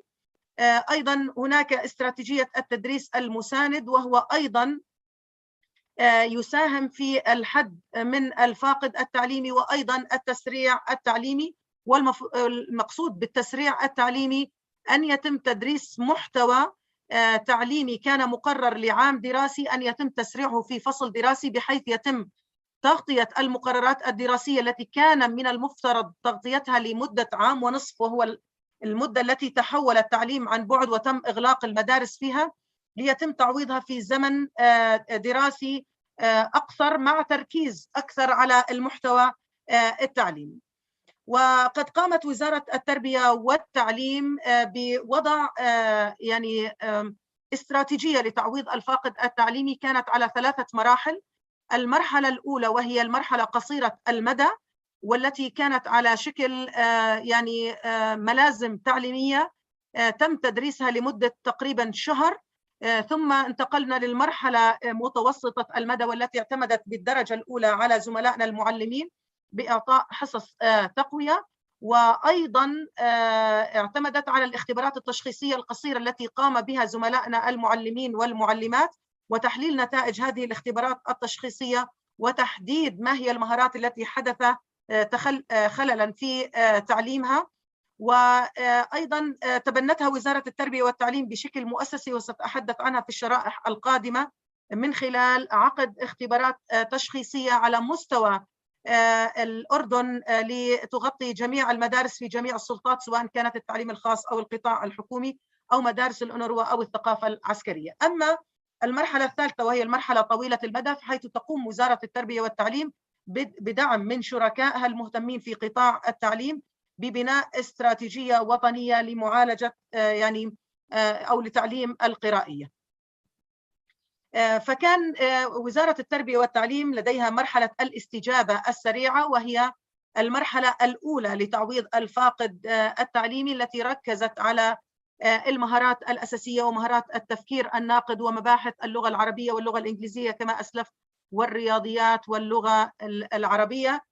ثم انتقلنا إلى مرحلة التعافي، وهي مرحلة إعادة فتح المدارس، وهي تمت في 15 آب، كانت لمجموعة الطلبة الراغبين في الالتحاق بموضوع الفاقد التعليمي. ثم في الأول من أيلول بدأت يعني بفتح مدارسها لجميع الطلبة، ولكن كان هناك بروتوكولا صحيا يطبق، بحيث أنه تم إغلاق المدارس لمدة يعني مدة قصيرة من 5 أيام إلى 7 أيام في حال يعني بلغت نسبة الإصابات 10%، ولكن هذه الإجراءات تم إلغائها في هذا الفصل الدراسي، بحيث أنه لم نذهب لإغلاق أي مدرسة أو أي شعبة صفية في حال وصلت نسبة الإصابات إلى 10%. فبالتالي نحن الآن في مرحلة التعافي الحمد لله رب العالمين، وغدا إن شاء الله تعالى ستبدأ المرحلة الجديدة من مرحلة التخفيف في الإجراءات التي اتخذتها الحكومة للتعامل مع جائحة كورونا، بحيث أنها خففت كثير من الإجراءات وألغت يعني كثير من القيود التي كانت تتخذها للمدارس وللقطاع الحكومي.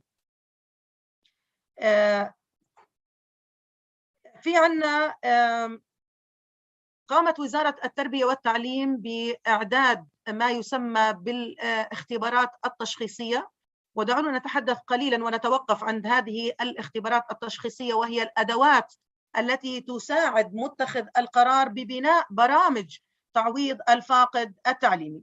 فبالتعاون مع الUSAID واليونسكو مشكورين، قامت وزارة التربية والتعليم بتطوير وبناء الاختبار التشخيصي لمبحثي اللغة العربية والرياضيات، وهذه الاختبارات ستطبق في المرحلة الأولى على طلبة الصف الرابع حتى الصف السادس، وهذه يعني بدأت والحمد لله رب العالمين يوم أمس، وستستمر حتى الأسبوع القادم.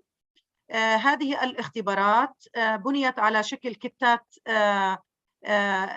اختبارية.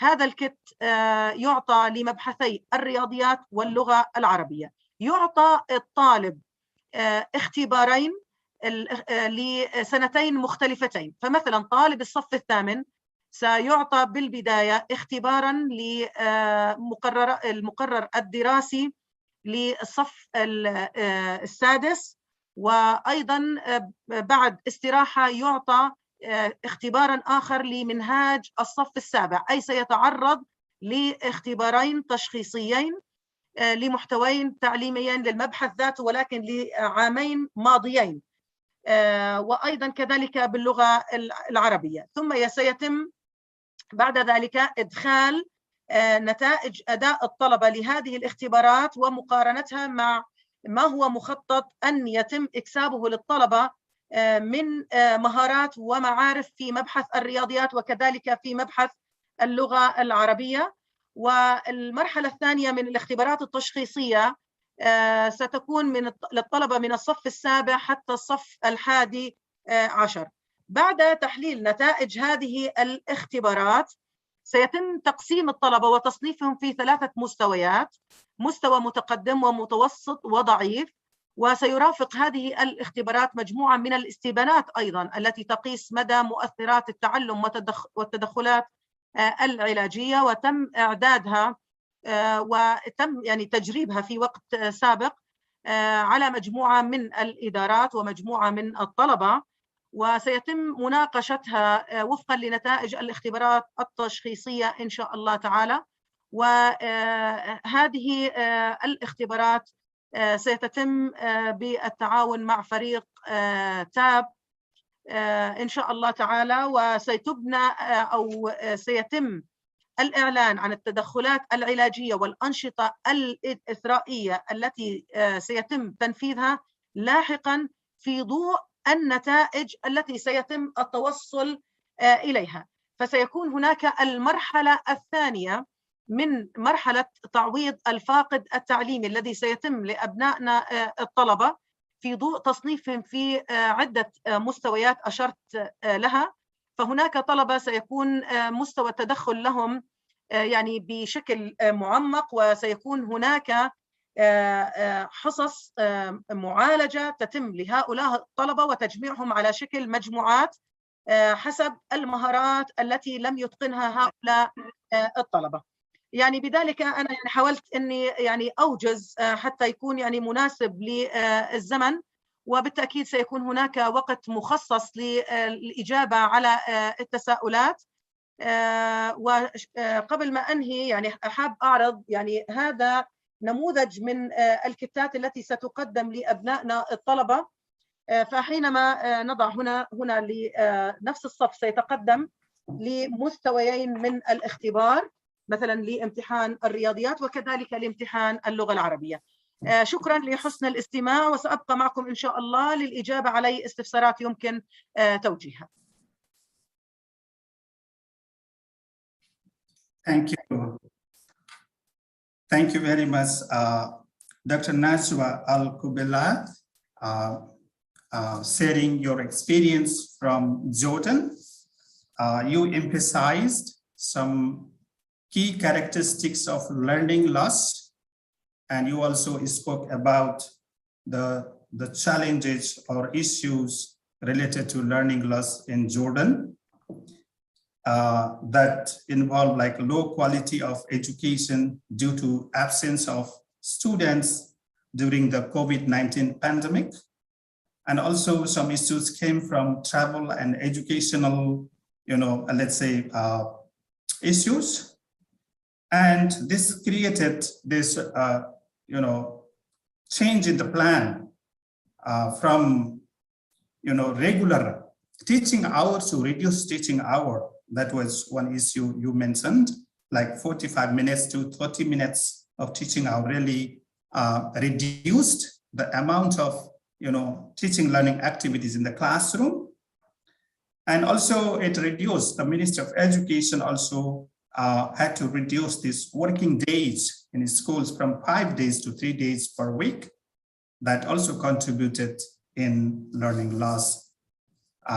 And also you mentioned that this learning loss has different impact, and to reduce those impact, the government, especially Minister of Education, acted on forming effective educational strategies to continue learning through e-learning in schools in 4 major subjects. You mentioned math, science, English, Arabic, but later on, the government also planned to integrate other subjects with e-learning. So then you basically talked about some recommendations with priorities of educational content to be increased, and also ongoing diagnostic tests or assessments that the ministry is conducting right now.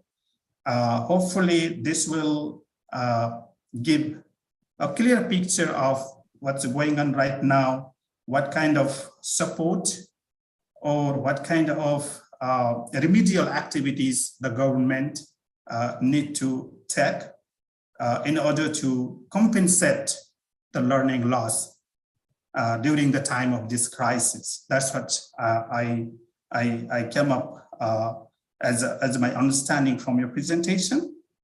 And hopefully Jordan will find out more, let's say, resilient and more inclusive, strategies to include the students who could not continue their schooling or learning due to lack of resources or many problems in rural areas and even in urban areas. Thank you for very nice presentation, Dr. Najwa Al-Kubilat. Now I would like to call upon and request a second team of panelists from Poland, Professor Maciej Jakubowski and Dr. Tomasz Godorowicz from the University of Warsaw, Poland, to start your talk on learning loss results due to COVID-19 experiences of Poland. Floor is yours, doctors. Thank you very much. Thank you for this fascinating presentation and for inviting us for this conference. The topic is very important. We see everywhere large learning losses, and I think the point of our discussion is to establish strong evidence on the learning losses, but also to discuss what can be done. So in the first part, I will be talking more about how we measured learning loss in Poland and why it is important. And in the second part, Dr. Tomasz will explain how we actually use the research to understand what can be done, how we can teach more effectively, how we can support teachers and students in closing the learning gap which was created by the pandemic. So these are the results from a TIC study in Warsaw, that's the capital of Poland, Eastern European country, large education system, around more than 2 million people living in Warsaw, so a lot of students, a lot of schools, and we conducted a survey covering 200 schools in Warsaw to understand what is the learning loss. And an interesting part of this presentation should be that we used PISA results from previous rounds as a benchmark. In many countries, you don't have standardized assessments which can be used to estimate the effect of pandemic, and that's the case also for Poland, but we use PISA results and our own TICS assessment to measure that. So the starting point is the results from students in Warsaw in PISA. You can actually identify them in PISA, and we did that for several years, monitoring the results. And what was interesting that if you look at Warsaw, so the capital city, and you compare the results in Warsaw to students in large cities around the world, the Polish students in Warsaw were one of the best. Their achievement was at the level of Singapore. So here you have an example for reading, but we also have comparisons for mathematics and for science. So the results were amazing. They were really great. So with the city of Warsaw, we started discussing what has happened in the pandemic, how that affected, and what can be done to actually sustain this high level of results. It's very important for Warsaw, for its economy, which is based on human capital, which is based on innovative companies, to make sure that the new generations are also well equipped with skills and they can compete with students from Singapore or Japan. So the problem is that at the country level, as in many countries, we don't have national assessments which are standardized. We can't use external examinations which are not standardized. The PISA itself was postponed due to pandemic, so we didn't have this data. And we knew that we need to do something because there were two large changes in the education system. One was distant teaching in pandemic. That's the topic of our conversation today, but also the reforms which were partly reversed, so structural changes implemented in Poland. So we designed a study to measure these two effects and to separate them. So we implemented together with the city of Warsaw the TICS assessment, which is run by our foundation, Evidence Institute, and this assessment is measuring student achievement using PISA revealed items, but also additional test items which we develop with our experts, also working for PISA, so very close assessment. And psychometrically, we link to assessments. So the results of TICS are reported on the PISA scales. They are directly comparable to the PISA results. We tested that already before with more than 20,000 students in Poland, and in other countries we implemented TICS also in Arabic, for example. So this is the assessment which was well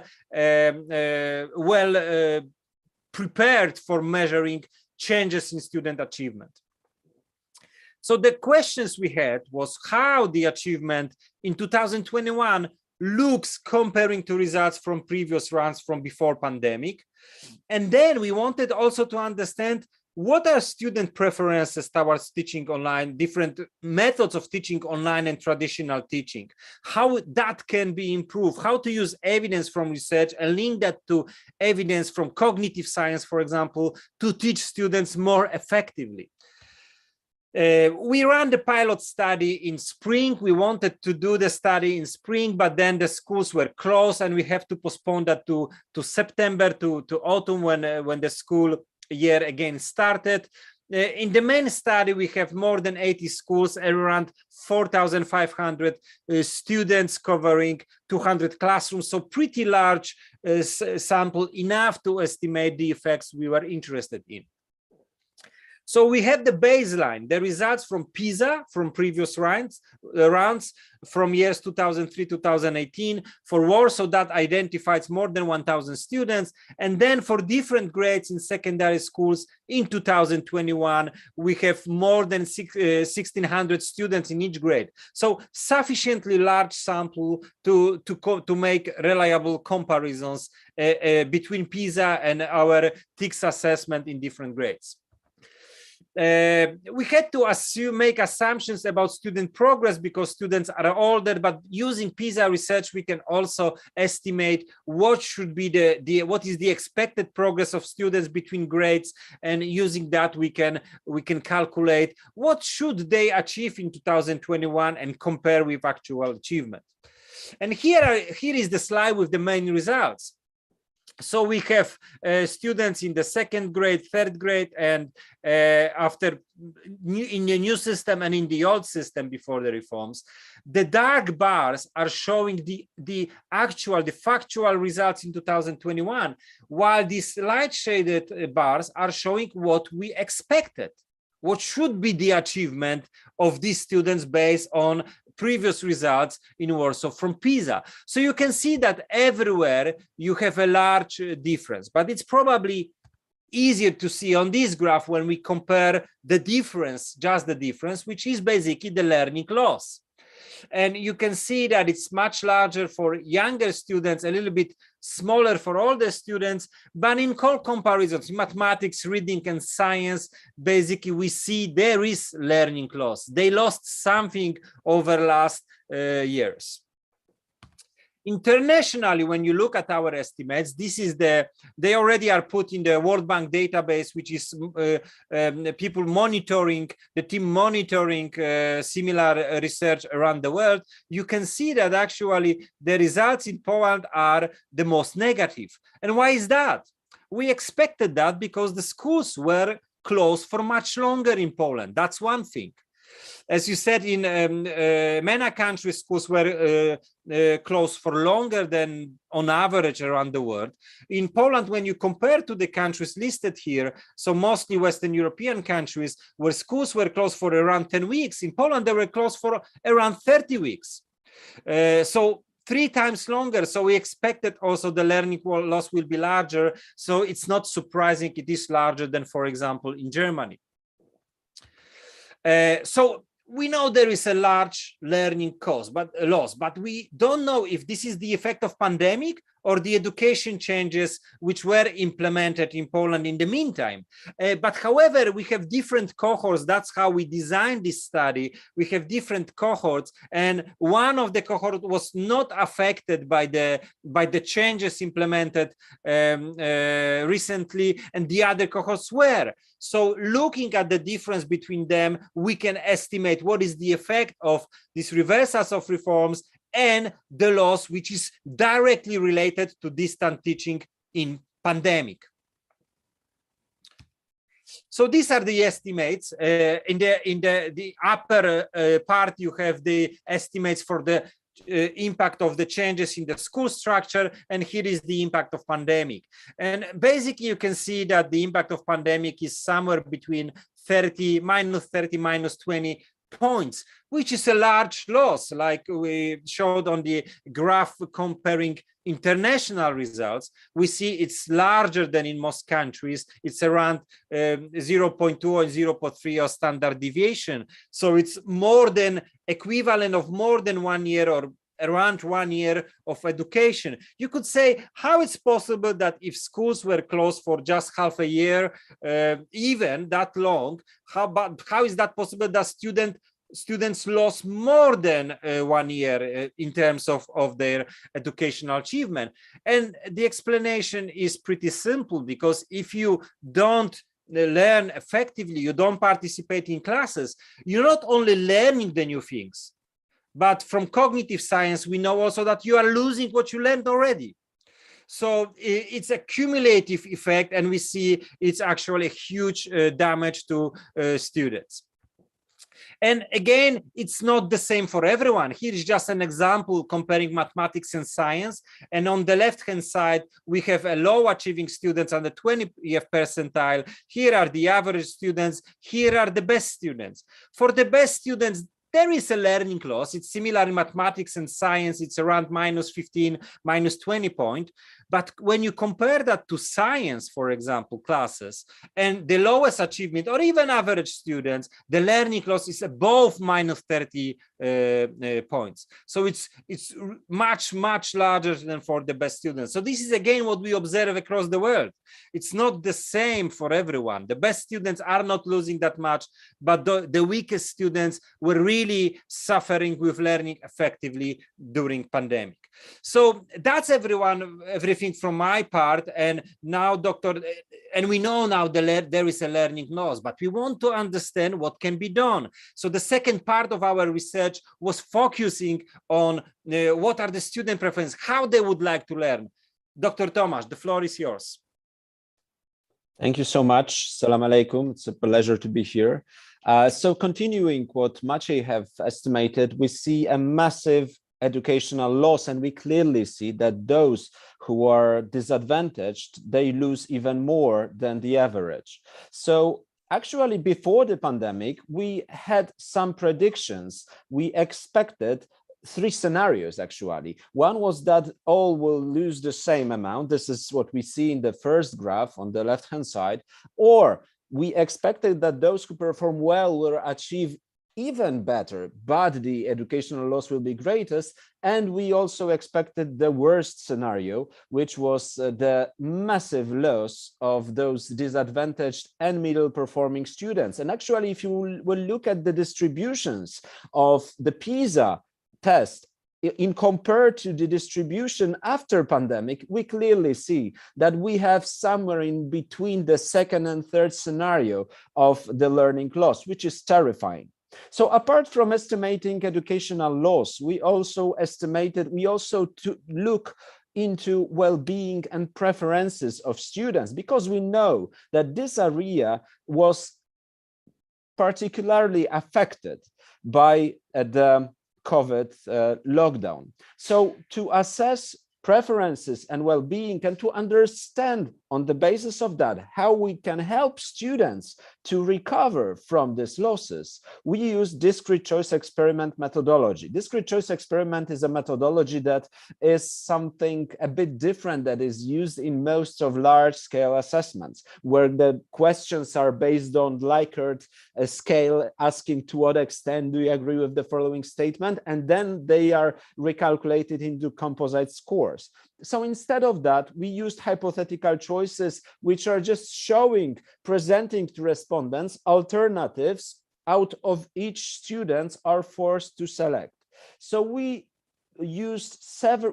captured several areas of students' well-being, and then based on econometrics methodology, we estimated preferences, actually parameters of utility function of students. So we looked into both leisure preferences, preferences towards future career of students, preferences towards different types of incentives that might increase students' effort. We estimated also preferences of teachers towards different teaching modes and methods. We estimated also the educational and professional career of students' preferences and their opportunities. And altogether, we clearly see very interesting picture of what not only are achievement, but what are the needs of students. And then the most important thing, how can we address this terrifying educational loss by the education that not only tries to overcome this problem, but also is in line with what students prefer, what they want, and what would convince them to put more effort or to learn harder. From the great body of work from the cognitive literature, we clearly know that teaching in an appropriate way, when we can really adjust to the students' needs and preferences, can make educational progress better. So one of the experiments was about the teaching methods after the remote education and after the school closure and opening again. And we clearly see what are the types of activities that are strongly preferred by students. We clearly see that neither the stationary, the regular education, nor the remote education are preferred. Students would like to learn in a hybrid mode, to learn lessons both from both systems. We clearly see that for the assessment, they do enjoy the group works, but for the instruction, they prefer the teacher to be the guide over the knowledge. We clearly see that for learning by themselves, they appreciate tests with closed questions, which is clearly in line with cognitive science, retrieval practice, and interleaving strategies. So from that, we can clearly derive recommendations. How can we really address the educational gap? Because we know from the cognitive load theory that there is no way to overcome the educational loss without addressing that. As Maciej said, this loss is cumulative, right? So if there is something missing, the other part of material will not come properly. So we clearly see on that how should students be targeted with interventions, what are the teaching modes and methods that are appropriate. And just one thing here, so big alert on using edtech solutions that are now extremely popular worldwide, and all of them are very beautiful in terms and useful in terms of how they look. But not all of them, just some of them, are in line with the cognitive science and the ways that our brain really learns. So there is also a big challenge for the future of education, not to use everything that has a gamification or some catchy title in the name, or the good marketing fund. This is really the case of effectiveness of educational tools that should be now addressed properly. So the positive thing from that is also the recent research provided by Orlov and friends from 2021, showing that when controlling for the teaching modes that are effective, then the students' characteristics, and for example, their race, gender, and so on, is stopped to be significant in the model. What does it mean?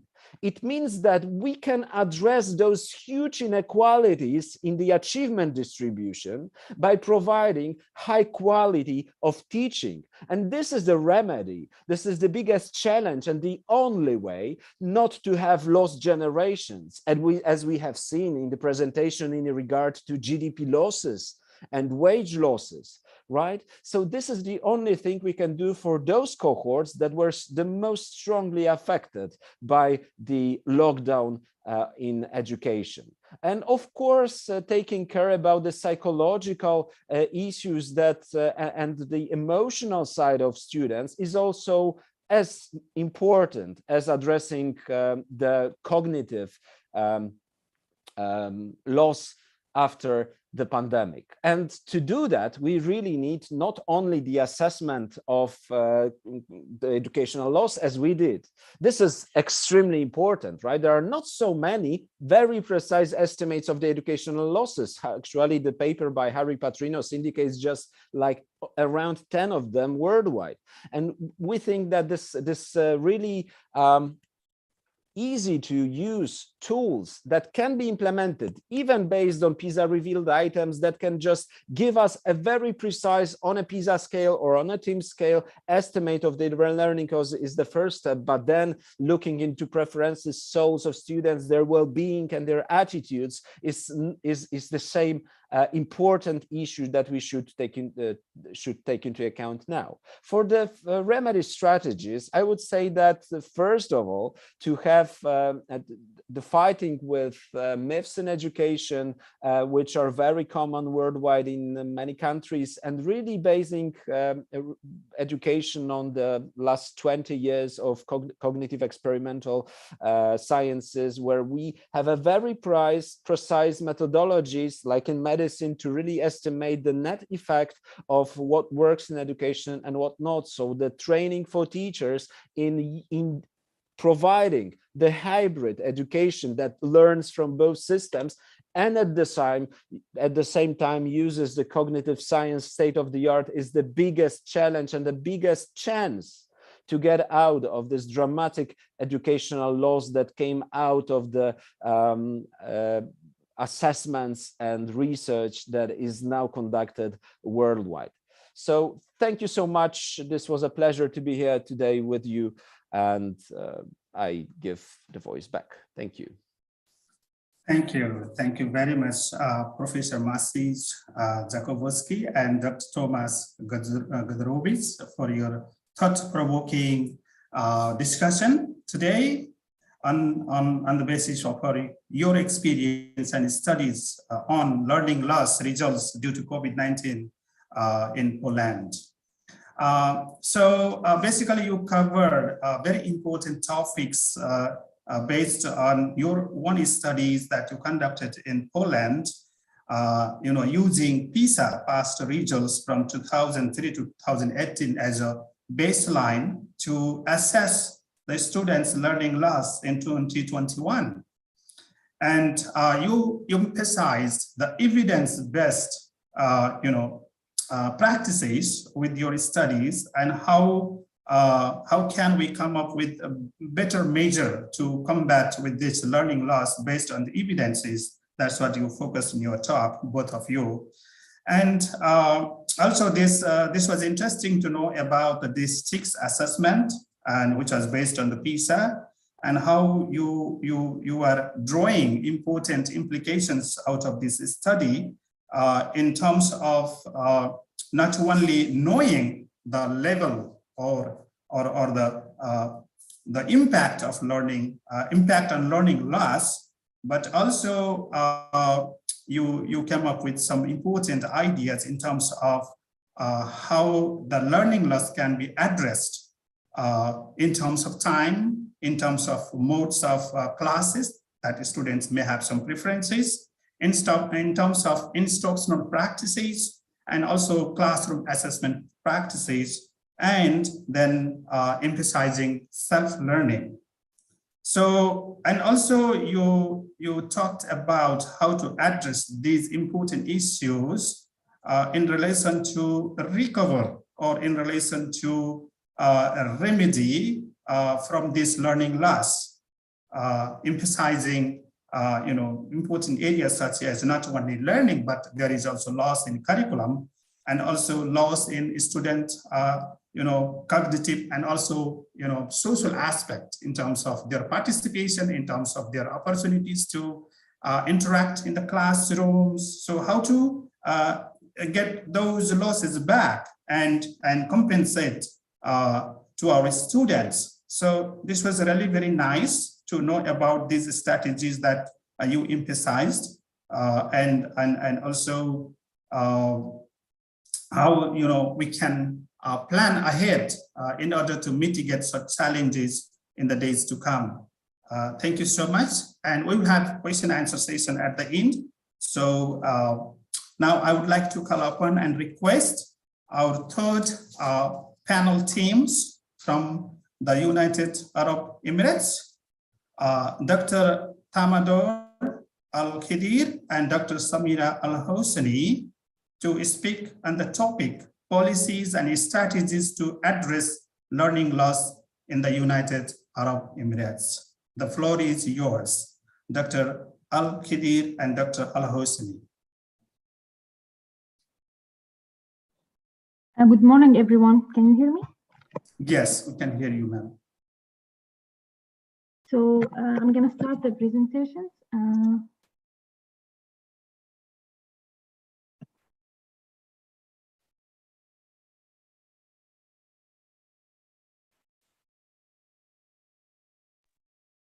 You can start sharing your screen first. Okay. Then you can open your PowerPoint. Good, we can see. Is it clear? Yeah.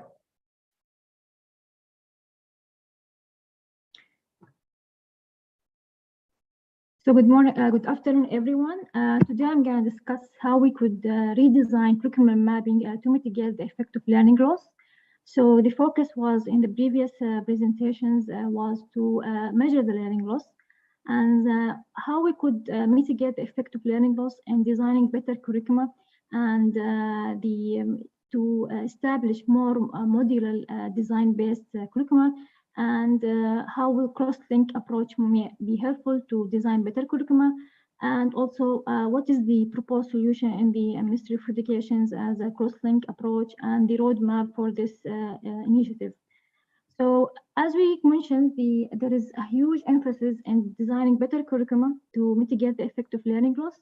So it will allow and help us to identify opportunity for modularity in the curriculum, identify opportunity for flexibility in the curriculum, and also create opportunity for competency-based assessment and enable more differentiated personalized education and automatic recommendations. So as we noticed during the pandemics, there's a lot of different resources, different learning materials, and the most concept or some of those concepts actually is accumulated in a student performance. So a student may have some misconception in grade 8, and this misconception can carry out to grade 12. So by designing a cross-link curriculum, we could mitigate those effects, and we could also allocate or understand where is the source of misconceptions. So the previous or the hierarchical curriculum mapping approach is rely on designing up different courses, and those courses have different learning outcome. And the problem was this hierarchical curriculum mapping, it's a rigid approach. It's sometimes difficult to move some of those learning outcomes between courses. You don't understand what is the core concept and what we can set aside and what we could focus during such rapid, for instance, pandemics or even before the pandemics. It's also difficult to understand the core concepts, and it's also difficult to design flexible assessment. How we could design an assessment where a student sitting, for an exam for math, learn also about biology, and also maybe add something from chemistry. And in the same exercise or same assessment, we could tailor different concepts. So the cross-link approach is the learning outcome can be designed in interlink connection. And those interlink connection can be either automated or also human-driven links. And by this approach, we could understand the gap analysis of curriculum coverage, where a concept can be mitigated from different courses and where the students lack. And we could also support student advising by giving them a roadmap for the whole structure. They will understand, for instance, differentiation or algebra may help them solve complex differentiation or different, or maybe help them in programming or another set of cross-link cross-link approaches. So it also gives them motivation if they understand even the math simple.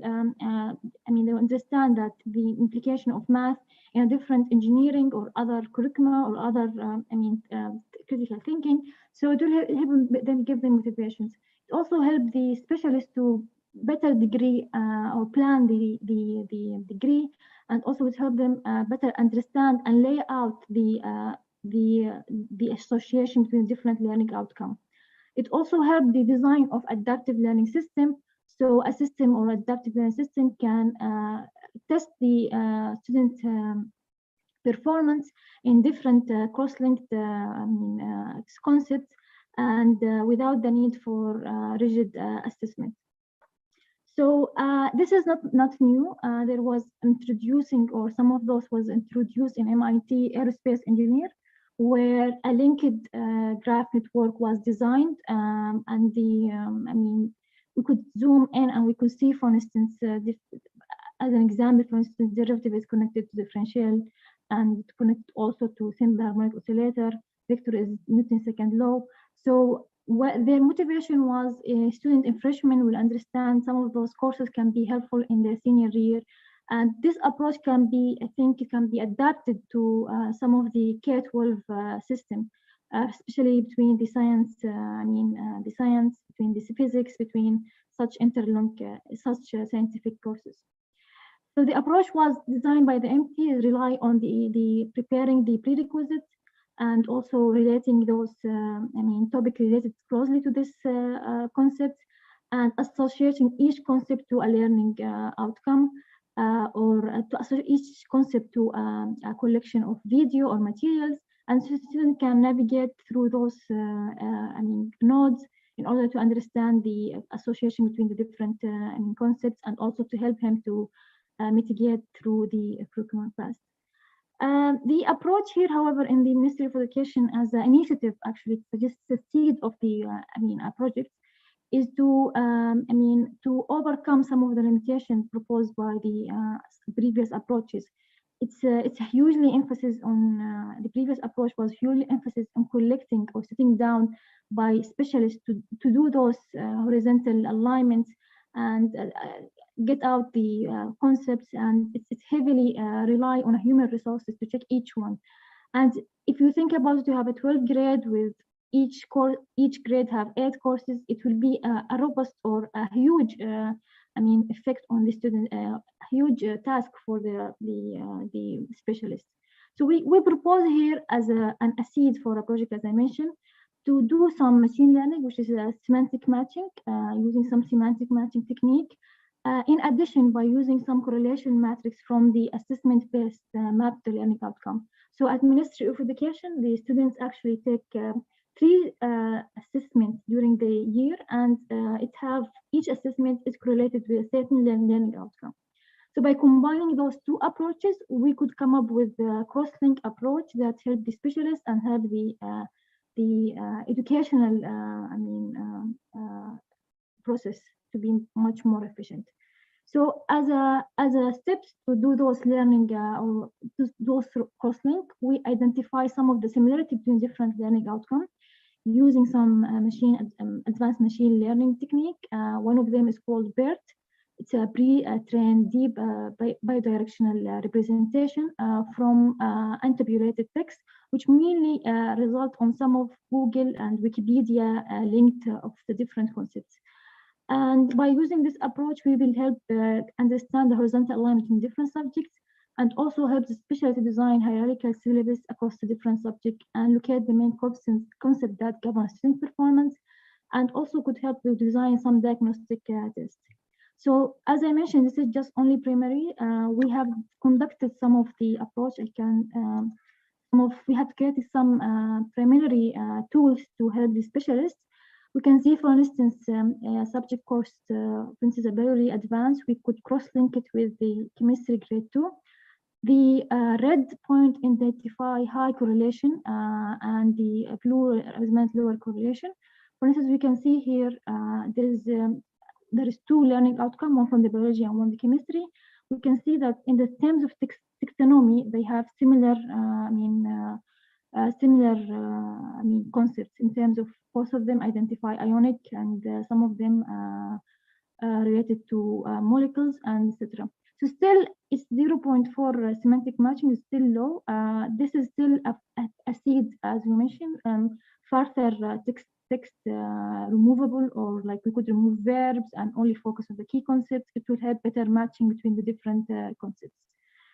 So as I mentioned, so this is the representation here is actually a correlation matrix. This representation can be advanced more by using some link approach. The same map, correlation map can be laid out into different graph networks. So what is the importance of a graph network? It will help to create some module, for instance. If we can see that if there is a group of learning outcome that created together or the linked together, we could create a certain module by from the different cross-linked learning outcome. So this could help us to, if we understand that those learning outcomes actually are not linked to another learning outcome, then we could remove them into a separate module, or we could readjust them to in a different way that maybe they are not a core concept, and then we could remove them or such things. We could design, for instance, assessment that only rely on a core concept rather than assessing students in biology and chemistry in the same concepts. So this is a nutshell. It suffers from this advantage that the semantic matching does not undergo into the below cognitive skills. So we thinking about combining this with the assessment learning outcome.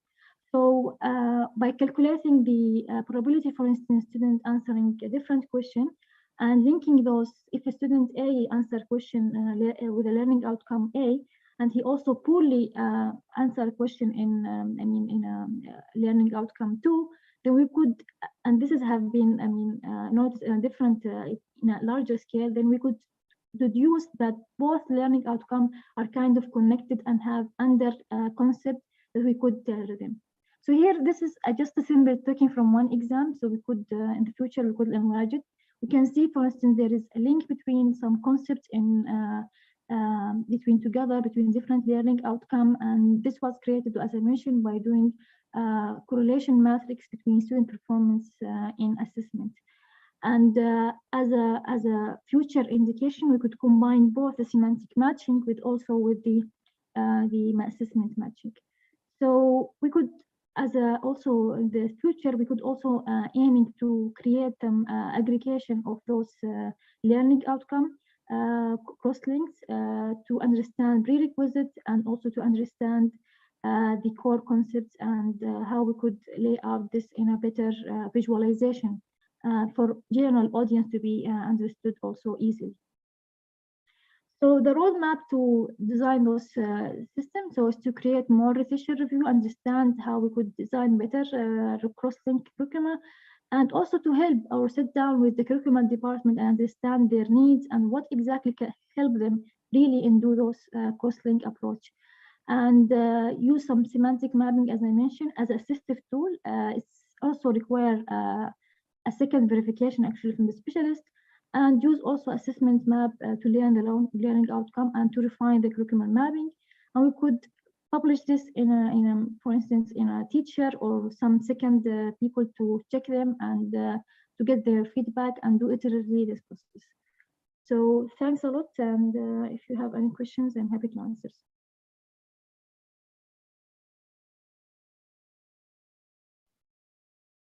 Thank you very much, Dr. Tamadur Al-Khadir. I think we have next presenter, right, after you? Yes, I think Dr. Samira. Yes. Okay, so thank you so much. Before I invite Dr. Samira Al-Hosseini, let me just pick up a few points that you expressed in your presentation. You highly emphasized on this curriculum mapping approach. I think it is very important to deal with, this learning loss during, this COVID-19 pandemic in order to cope with these different curricular, teaching, learning, assessment related challenges. I think the approach you mentioned here, which is this connected mapping approach, looks like, you know, kind of integrated approach to connect learning outcomes across the discipline, even within the same discipline, across the different content areas, so that the students can learn multiple skills, knowledge, and they develop their ability to relate what they have learned across the disciplines. And I think it should be very important area that all schools should promote, especially during the time which we are dealing with, in order to cope with these learning losses. And also, while doing this, you emphasized different modules that focus on different learning outcomes, and also different cognitive levels across different disciplines that can fit into different individual learning outcomes, also together with learning outcomes across other different areas, probably math, science, language, literacy, can be interconnected together, so that the students can adapt with such learning system in ways they can see the interconnection of what they have learned across those different disciplines. So in that sense, they will be able to develop this adaptive learning within themselves. And this will be also helpful to know more about what is the actual learning gap because of this situation that we are dealing currently with this COVID-19 pandemic. And also, you mentioned that there are several advantages of this curriculum mapping approach, especially focusing on this connected approach. So with this brief note, now I would like to call upon and request our last presenter in the panel 3 for this session 2, Dr. Samira Al-Hosseini. Floor is yours, please. Thank you, Doctor. And good afternoon, everyone. Good afternoon on the UAE's timing. مساء الخير جميعا، وشكرا لجميع المتحدثين اليوم.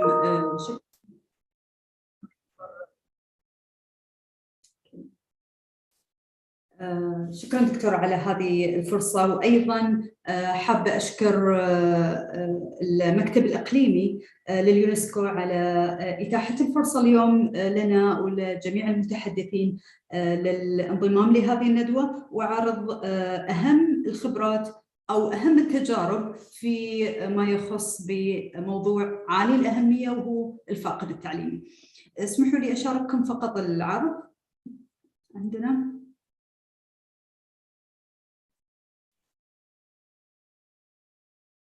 طبعا في موضوع الفاقد التعليمي خلال الجائحة، نحن اليوم نتكلم في دولة الإمارات عن مسرع أو عن المسرعات اللي تجعل هذا الفاقد اليوم يتضاءل أو تجعل فرصة وجود الفاقد التعليمي تقل. طبعا دائما في مثل هذه المواضيع يجدر أن نحن شوي نرجع خطوة وراء ونتذكر كيف كانت عملية المناهج، أو طبعا من حيث المناهج نحن نتكلم حاليا، كيف كانت عملية المناهج مستمرة. دولة الإمارات دائما كانت تضع الرهان الحقيقي في الإنسان، دولة الإمارات دائما تضع الرهان الكبير في الإنسان. وعندما نتحدث عن الفاقد التعليمي خلال فترة الجائحة والفترة أيضا اللي تليها، يتوجب علينا أيضا أن نقف بعض الشيء عند رهان آخر وضعته دولة الإمارات للنهوض بحضارة مستدامة، وكان الرهان هذا على القراءة. طبعا في عام 2016 تم الإعلان عن الاستراتيجية الوطنية للقراءة. هذه الاستراتيجية شملت مشاريع، ميزانيات، مبادرات، لوائح، قانون القراءة الوطني في دولة الإمارات، وكل هذه كانت داعمة للنهوض بحضارة مستدامة. طبعا من ذلك الوقت أو في تلك الفترة بدأت وزارة التربية والتعليم الاستمرار في عملية تطوير المناهج الوطنية، ولكن كانت الخطوات بذلك أوضح، وكانت الخطوات أكثر ثقة في الخيارات المتاحة، طبعا دائما لدعم عملية الاقتصاد المعرفي. عفواً.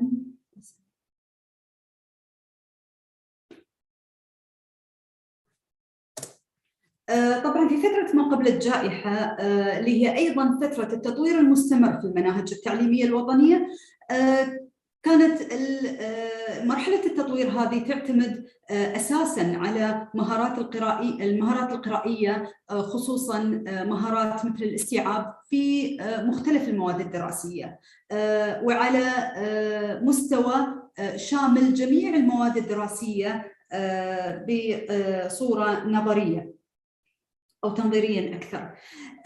أيضاً في موضوع دعم هذه المهارات عن طريق الممارسة والتطبيق من خلال شهر القراءة. شهر القراءة أيضاً كان شهر معتمد في دولة، وما زال طبعاً في دولة الإمارات، لدعم مهارات القراءة تطبيقياً وعملياً في ما يخص قانون القراءة الوطني، واللي تتبنى أيضاً وزارة التربية في جميع أنشطتها، في جميع ممارسات التعليم والتعلم. بالإضافة إلى طبعاً المنصات التعليمية الداعمة لمصادر القراءة المتنوعة. هذه المنصات نحن نقدر نقول نحن في دولة الإمارات اليوم نمتلك انفراستراكشر، أو نمتلك ديجيتال انفراستراكشر قوي ولله الحمد، وهذا يتيح لنا توفر المنصات الداعمة بشكل متنوع، بشكل دائماً متوفر للجميع وإيزي تو أكسس.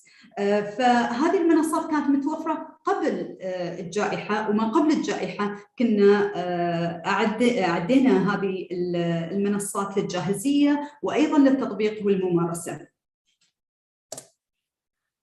نأتي إلى خلال الجائحة. طبعاً خلال الجائحة نحن إذا بني نتكلم عن الفاقد التعليمي، نحن إذا بني نتكلم عن ضرورة إتاحة مسرعات أو إتاحة برامج للحد من الفاقد التعليمي ولنجعل هذا الفاقد التعليمي يتضاءل، نحن نتكلم طبعاً عن المعلم والمتعلم. دائماً لما نقول المتعلم طبعاً أو الليرنر ما نخص بالذكر فقط الطالب، ولكن الطالب والمعلم أو المعلم والمتعلم، لأن حالياً التناوب في الأدوار أو الأدوار المتبادلة بين الطرفين هي أدوار لابد منها، هي أدوار مهمة جداً لتعزيز عملية إقلال أو أن وجود فرصة الفاقد هذا تقل بشكل كبير.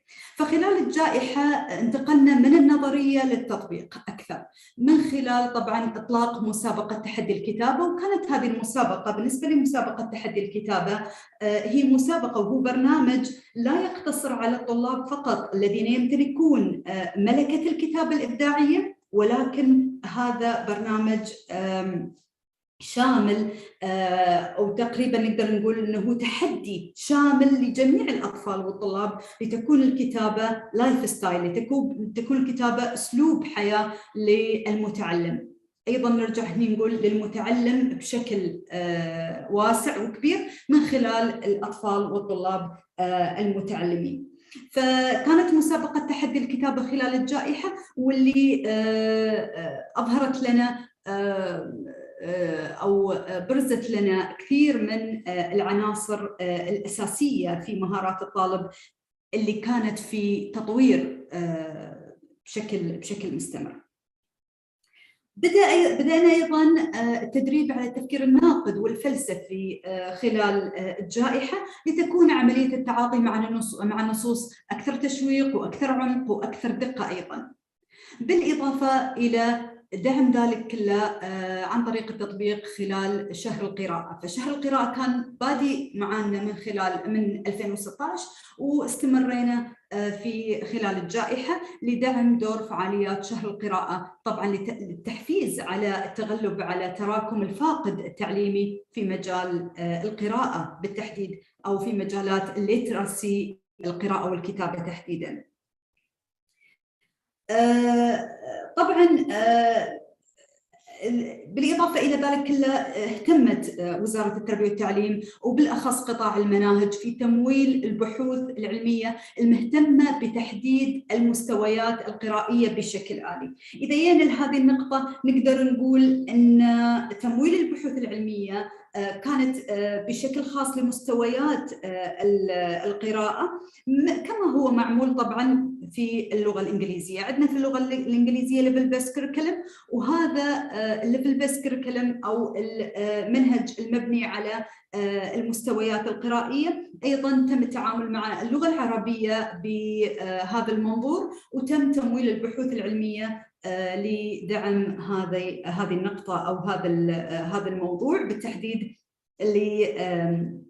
بريدج ذا جاب أو لسد الفجوات. وطبعا مرتبط هذا كثير بشكل آلي، أي بمعنى أن نحن نربطه بشكل قوي بالذكاء الاصطناعي اللي يعزز قياس قدرات القراءة والاستيعاب وتفريد عملية تعلم القراءة بناء على اهتمامات الطفل القارئ خصوصا.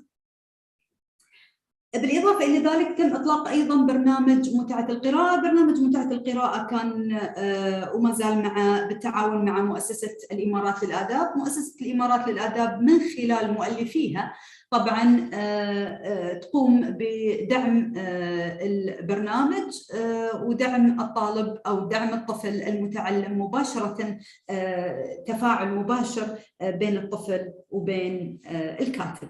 هذا خلال الجائحة طبعاً بعض البرامج، لكن نحن نرجع نقول نحتاج دائما مسرع قوي يدعمنا في كل هذه الأمور.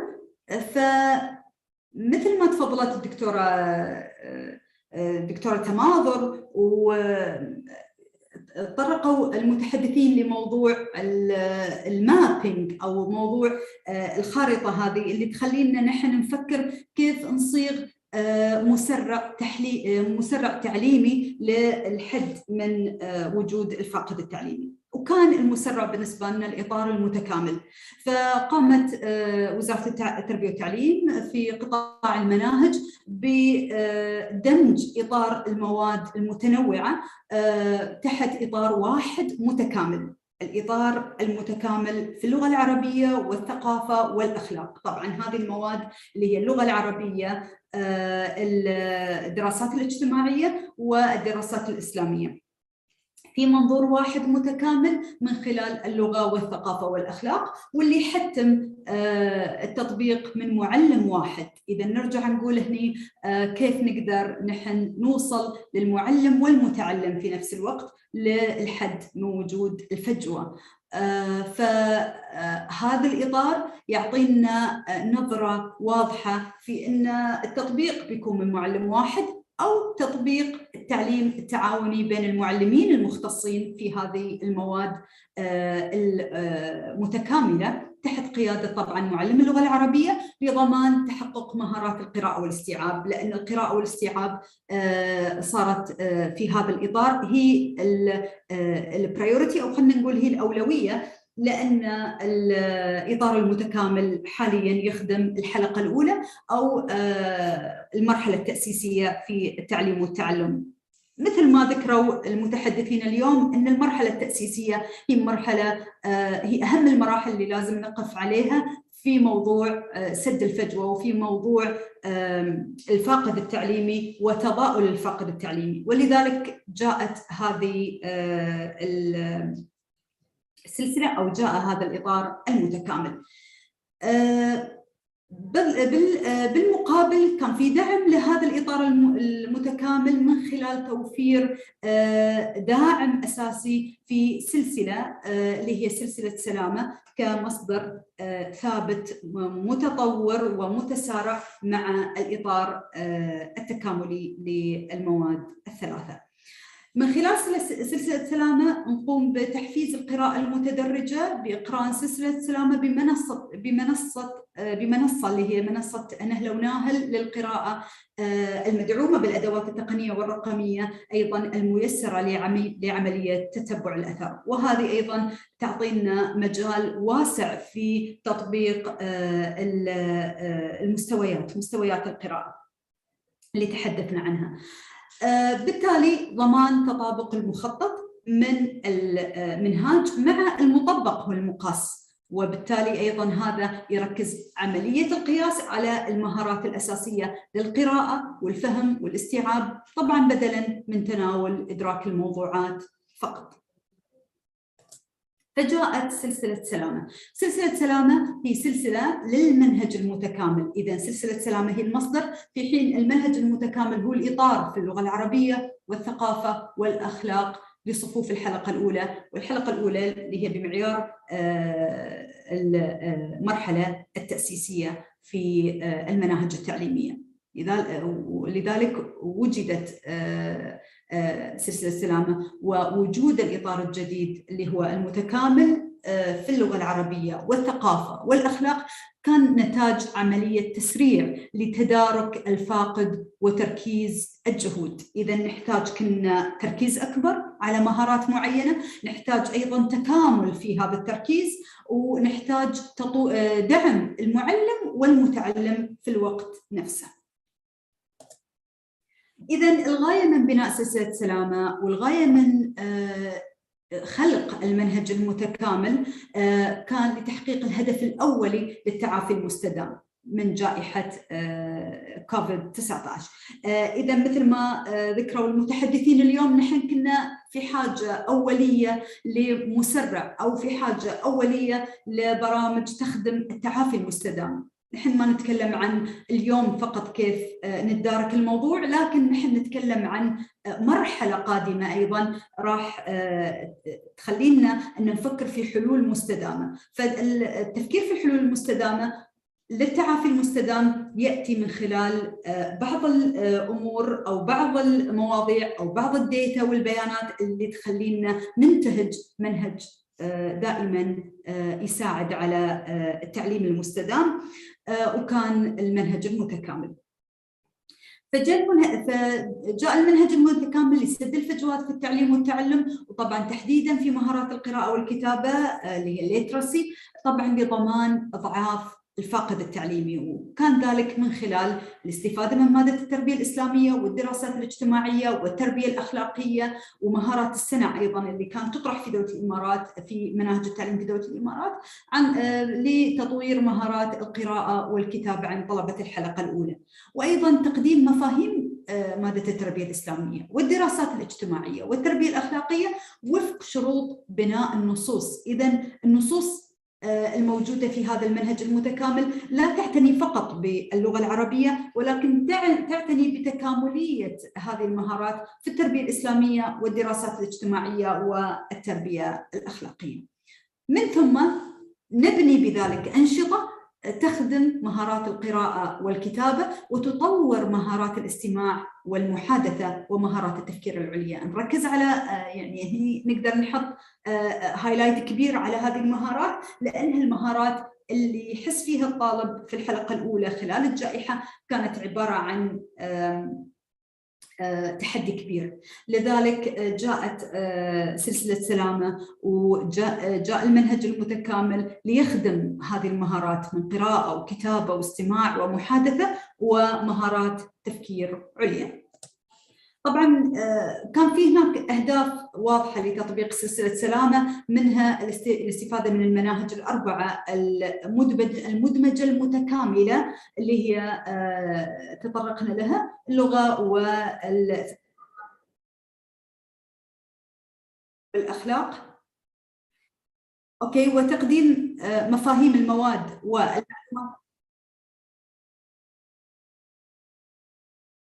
sorry, any issue? Okay.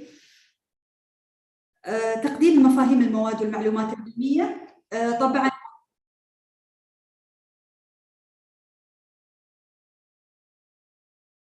وفق شروط بناء النصوص مثل ما ذكرنا، وأيضا إنشاء روابط بين المواد في مستوى المفاهيم والقيم، وبناء الأنشطة التي تخدم التفكير المهارات اللي تطرقنا لها.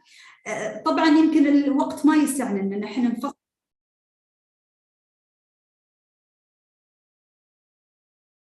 Okay, I will go to the last point. I can move to the last point. Yes, ma'am. Let's do it fast because we.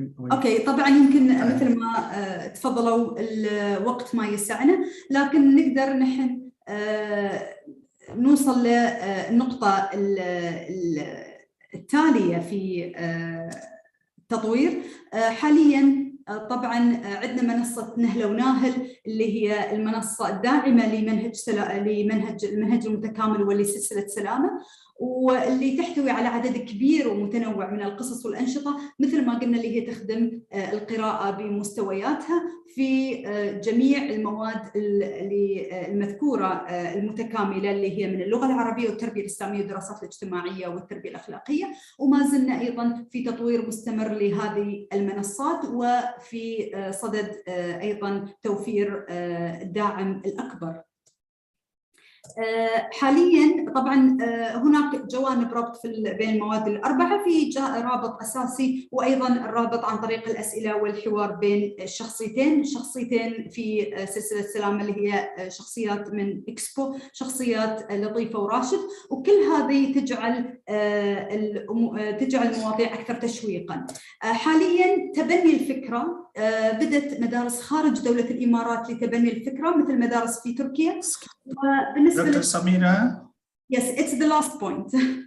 So, والتطوير المستمر. Excuse me, Dr. Samira, will you please wrap up? Yes.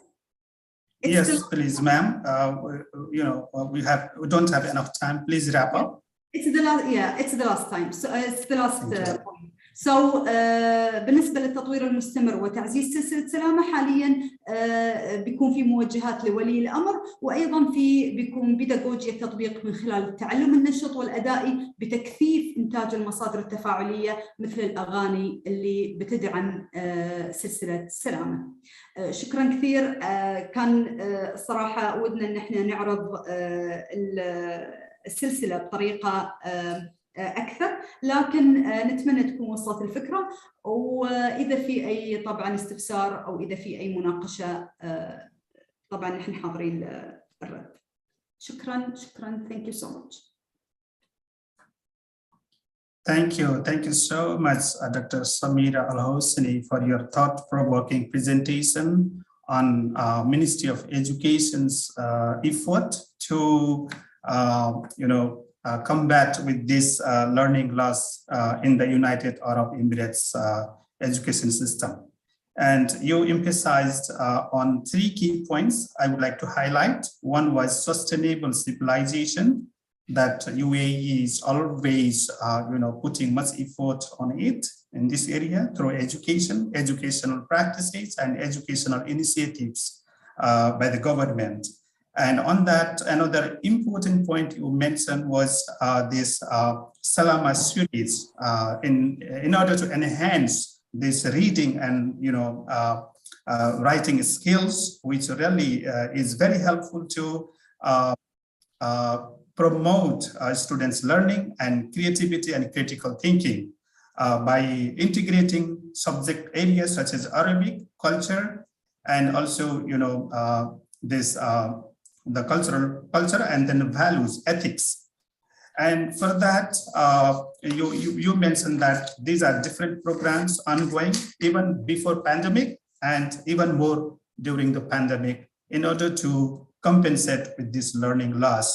So it is kind of example by the Ministry of Education in the United Arab Emirates through this sustainable recovery plan in order to mitigate the challenges of learning loss in the United Arab Emirates.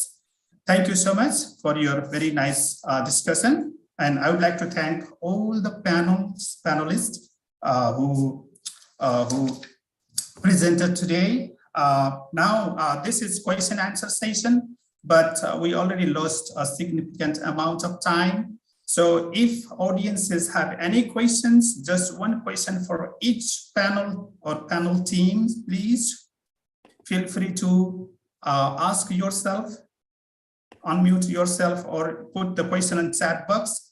And if I'm not able to read in Arabic, please, Ms. Nouf, you may take these questions from the chat box. One question for each panel team.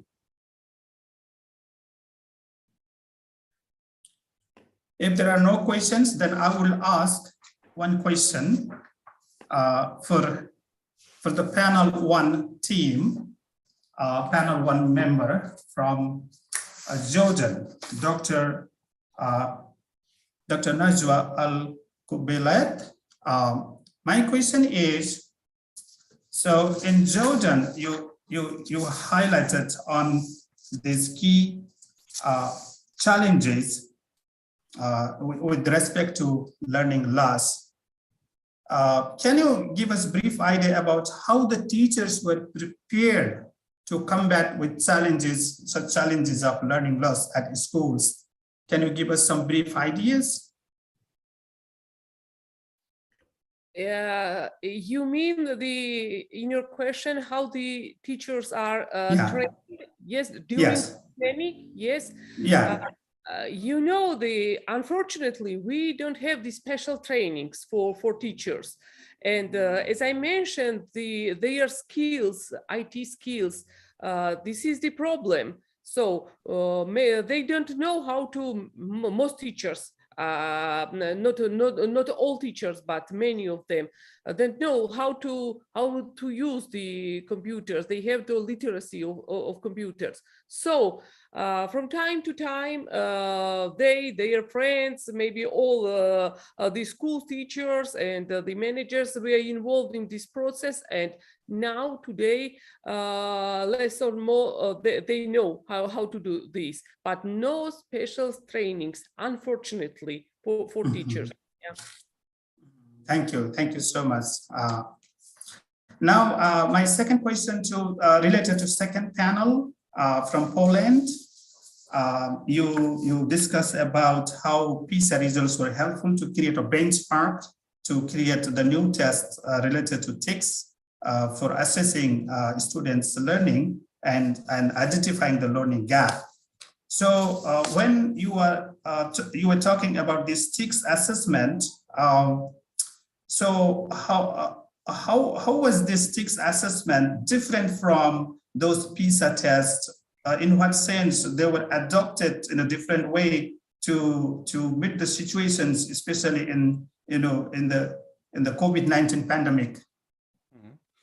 Yeah, thank you for this question. So we use the PISA items, which are revealed items, released items that are publicly available. Students don't know them because this is, the knowledge of experts working in the field, so we can safely use them. But we also have our test item bank, and because we're doing this assessment for multiple years already, we have it psychometrically linked, and we are pretty sure we can measure it on the same scale.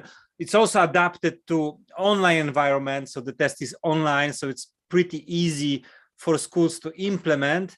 And what we added is this section related to what can be done, how the teaching can be improved. And based on that, we learn what are the preferences of students, preferences of teachers also, how they would like to teach, how they think the gap can be closed. And using this information, we actually move to a next step. So together with the city of Warsaw, we are planning training for teachers. We are producing materials and also a platform which will support cognitive science-based methods to be applied widely in Poland, in Warsaw, and we are currently implementing that. Thank you very much, Professor Zakubowski. Now, I would like to turn to panel 3 from the UAE. So panel 3 basically talked about these two models. One was this connected curriculum mapping approach, as highlighted in the presentation, and then also this reading program, reading and writing program in the UAE. So how do you connect these two? Like, this curriculum mapping approach as integrated, or let's say connected mapping approach, and then fitting with this reading program through Salama series. Is there any connection, or how they contribute to each other? Can you briefly say about it? I think that if you want to connect them, for instance, if we understand a student have a... Yeah, is there any connection between your curriculum framework you were talking, Yes, curriculum mapping, and with this, Salama series? Yes. So currently in the Ministry of Education, there is a framework for literacy, and this framework is not only implemented in the languages subjects, but also implemented in science and math and other things. So if a student have a weakness, for instance, in reading, he might not even understand science and chemistry and etc. So the interconnection can be also happen if we understand, if we did this cross-linking, even in terms of learning outcome, by if a student is weak in reading, for instance, he might also read weak in another scientific subjects. So this is the interconnection. Thank you so much.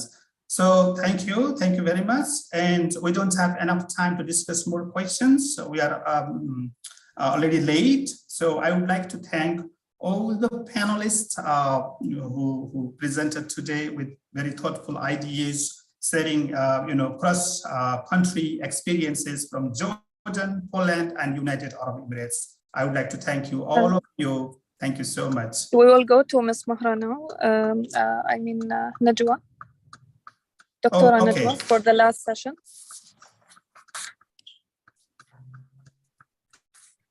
Okay, let me. Yes. نجوى. أيوة معكم. تفضلي. نقول نحن على قولتنا ختامها مسك لختم هذه الندوة، لأشكركم على تعاونكم الكامل فيها، وأشكر جميع المتحدثين اللي أثرونا من خلال خبراتهم. تفضلي دكتورة. يعطيكم العافية، وشكرا ست مهرة على هذه الندوة الهامة والتي أتت في توقيتها الصحيح، ونحن الآن نتعافى من جائحة كورونا. بس اسمحي لي قبل أن أختم خليني أجاوب على سؤال دكتور تيا. سألت إنه هل تم تدريب معلمي الأردن على موضوع استخدام التكنولوجيا في التعليم. بس هي بدقيقة إنه كان مع إطلاق منصة درسك لتعليم الطلاب، أطلقنا منصة معلمو الأردن لتدريب المعلمين من خلال مجموعة من البرامج التدريبية التي يمكن الاستفادة منها في إكساب المعلمين مهارات التعليم عن بعد والتعامل مع التكنولوجيا. طبعا نشكر المركز الإقليمي للتخطيط، ونشكر جميع من شاركنا في هذه الندوة الرائعة القيمة، نستخلص من جميع الأوراق أن جائحة كورونا كان لها أثراً بالغاً في إحداث الفاقد التعليمي لدى الطلبة، ولكن بنسب متفاوتة، واختلفت من مبحث إلى آخر ومن منطقة إلى أخرى، حيث كانت المناطق المهمشة هي الأكثر تأثراً لعدم امتلاك الطلبة أدوات التعلم عن بعد. توصلنا إلى أن العودة إلى التعليم الوجاهي هي ضرورة، ويمكن أن نمازج بين التعليم الوجاهي والتعليم عن بعد، وضرورة إعطاء الأولوية للمباحث الرئيسية وهي الرياضيات ومباحث اللغة، بالإضافة إلى العلوم أيضا، وضرورة ربط التعلم اللاحق بالتعلم السابق، والتركيز على النتاجات الرئيسة الأساسية لكافة المباحث أيضا، ونؤكد على أهمية إجراء الاختبارات التشخيصية قبل البدء ببناء أي برنامج علاجي، حيث أننا علينا أن نقف على حقيقة المهارات التي فقدها أبنائنا الطلبة والتي كانت أكثر تأثراً، ومن هم الطلبة الذين كانوا أكثر تأثراً. وهنا اسمحي لي ست مهرة يعني أن نتبادل الخبرات في مجال بناء الاختبارات التشخيصية، ويعني يا ريت أن يكون في لاحقا ورش متخصصة في هذا المجال. أيضا يعني ضرورة الاهتمام بالفاقد النمائي المتعلق بالمهارات الشخصية والمهارات الاجتماعية التي لا تقل أهمية عن الفاقد التعليمي في مجال المعارف والمهارات التعليمية. شكرا لكم جميعا ودمتم بحفظ الله ورعايته. شكرا دكتورة نجوى، ونشكر الجميع، وأكرر شكري لجميع الخبراء اللي أثروا هذه الندوة وأشكر أيضا معالي الدكتور وجيه عويس معالي وزير التربية والتعليم بالمملكة الأردنية، وأشكر معالي حسين الحمادي وزير التربية والتعليم لحرصهم على دعم جميع الجهود والمبادرات التطويرية الخاصة بتطوير التعليم ليس في بلديهم ولكن على مستوى الوطن العربي والمستوى الإقليمي والعالمي. نشكر جميع الحضور، نشكر جميع المشاركين، ونراكم بإذن الله في برامج وندوات أخرى يقيمها المركز الإقليمي، وأيضا في برامج أخرى نتعاون فيها مع وزارة التربية والتعليم في المملكة الأردنية الهاشمية. شكرا لكم. إلى اللقاء. مع السلامة، إلى اللقاء.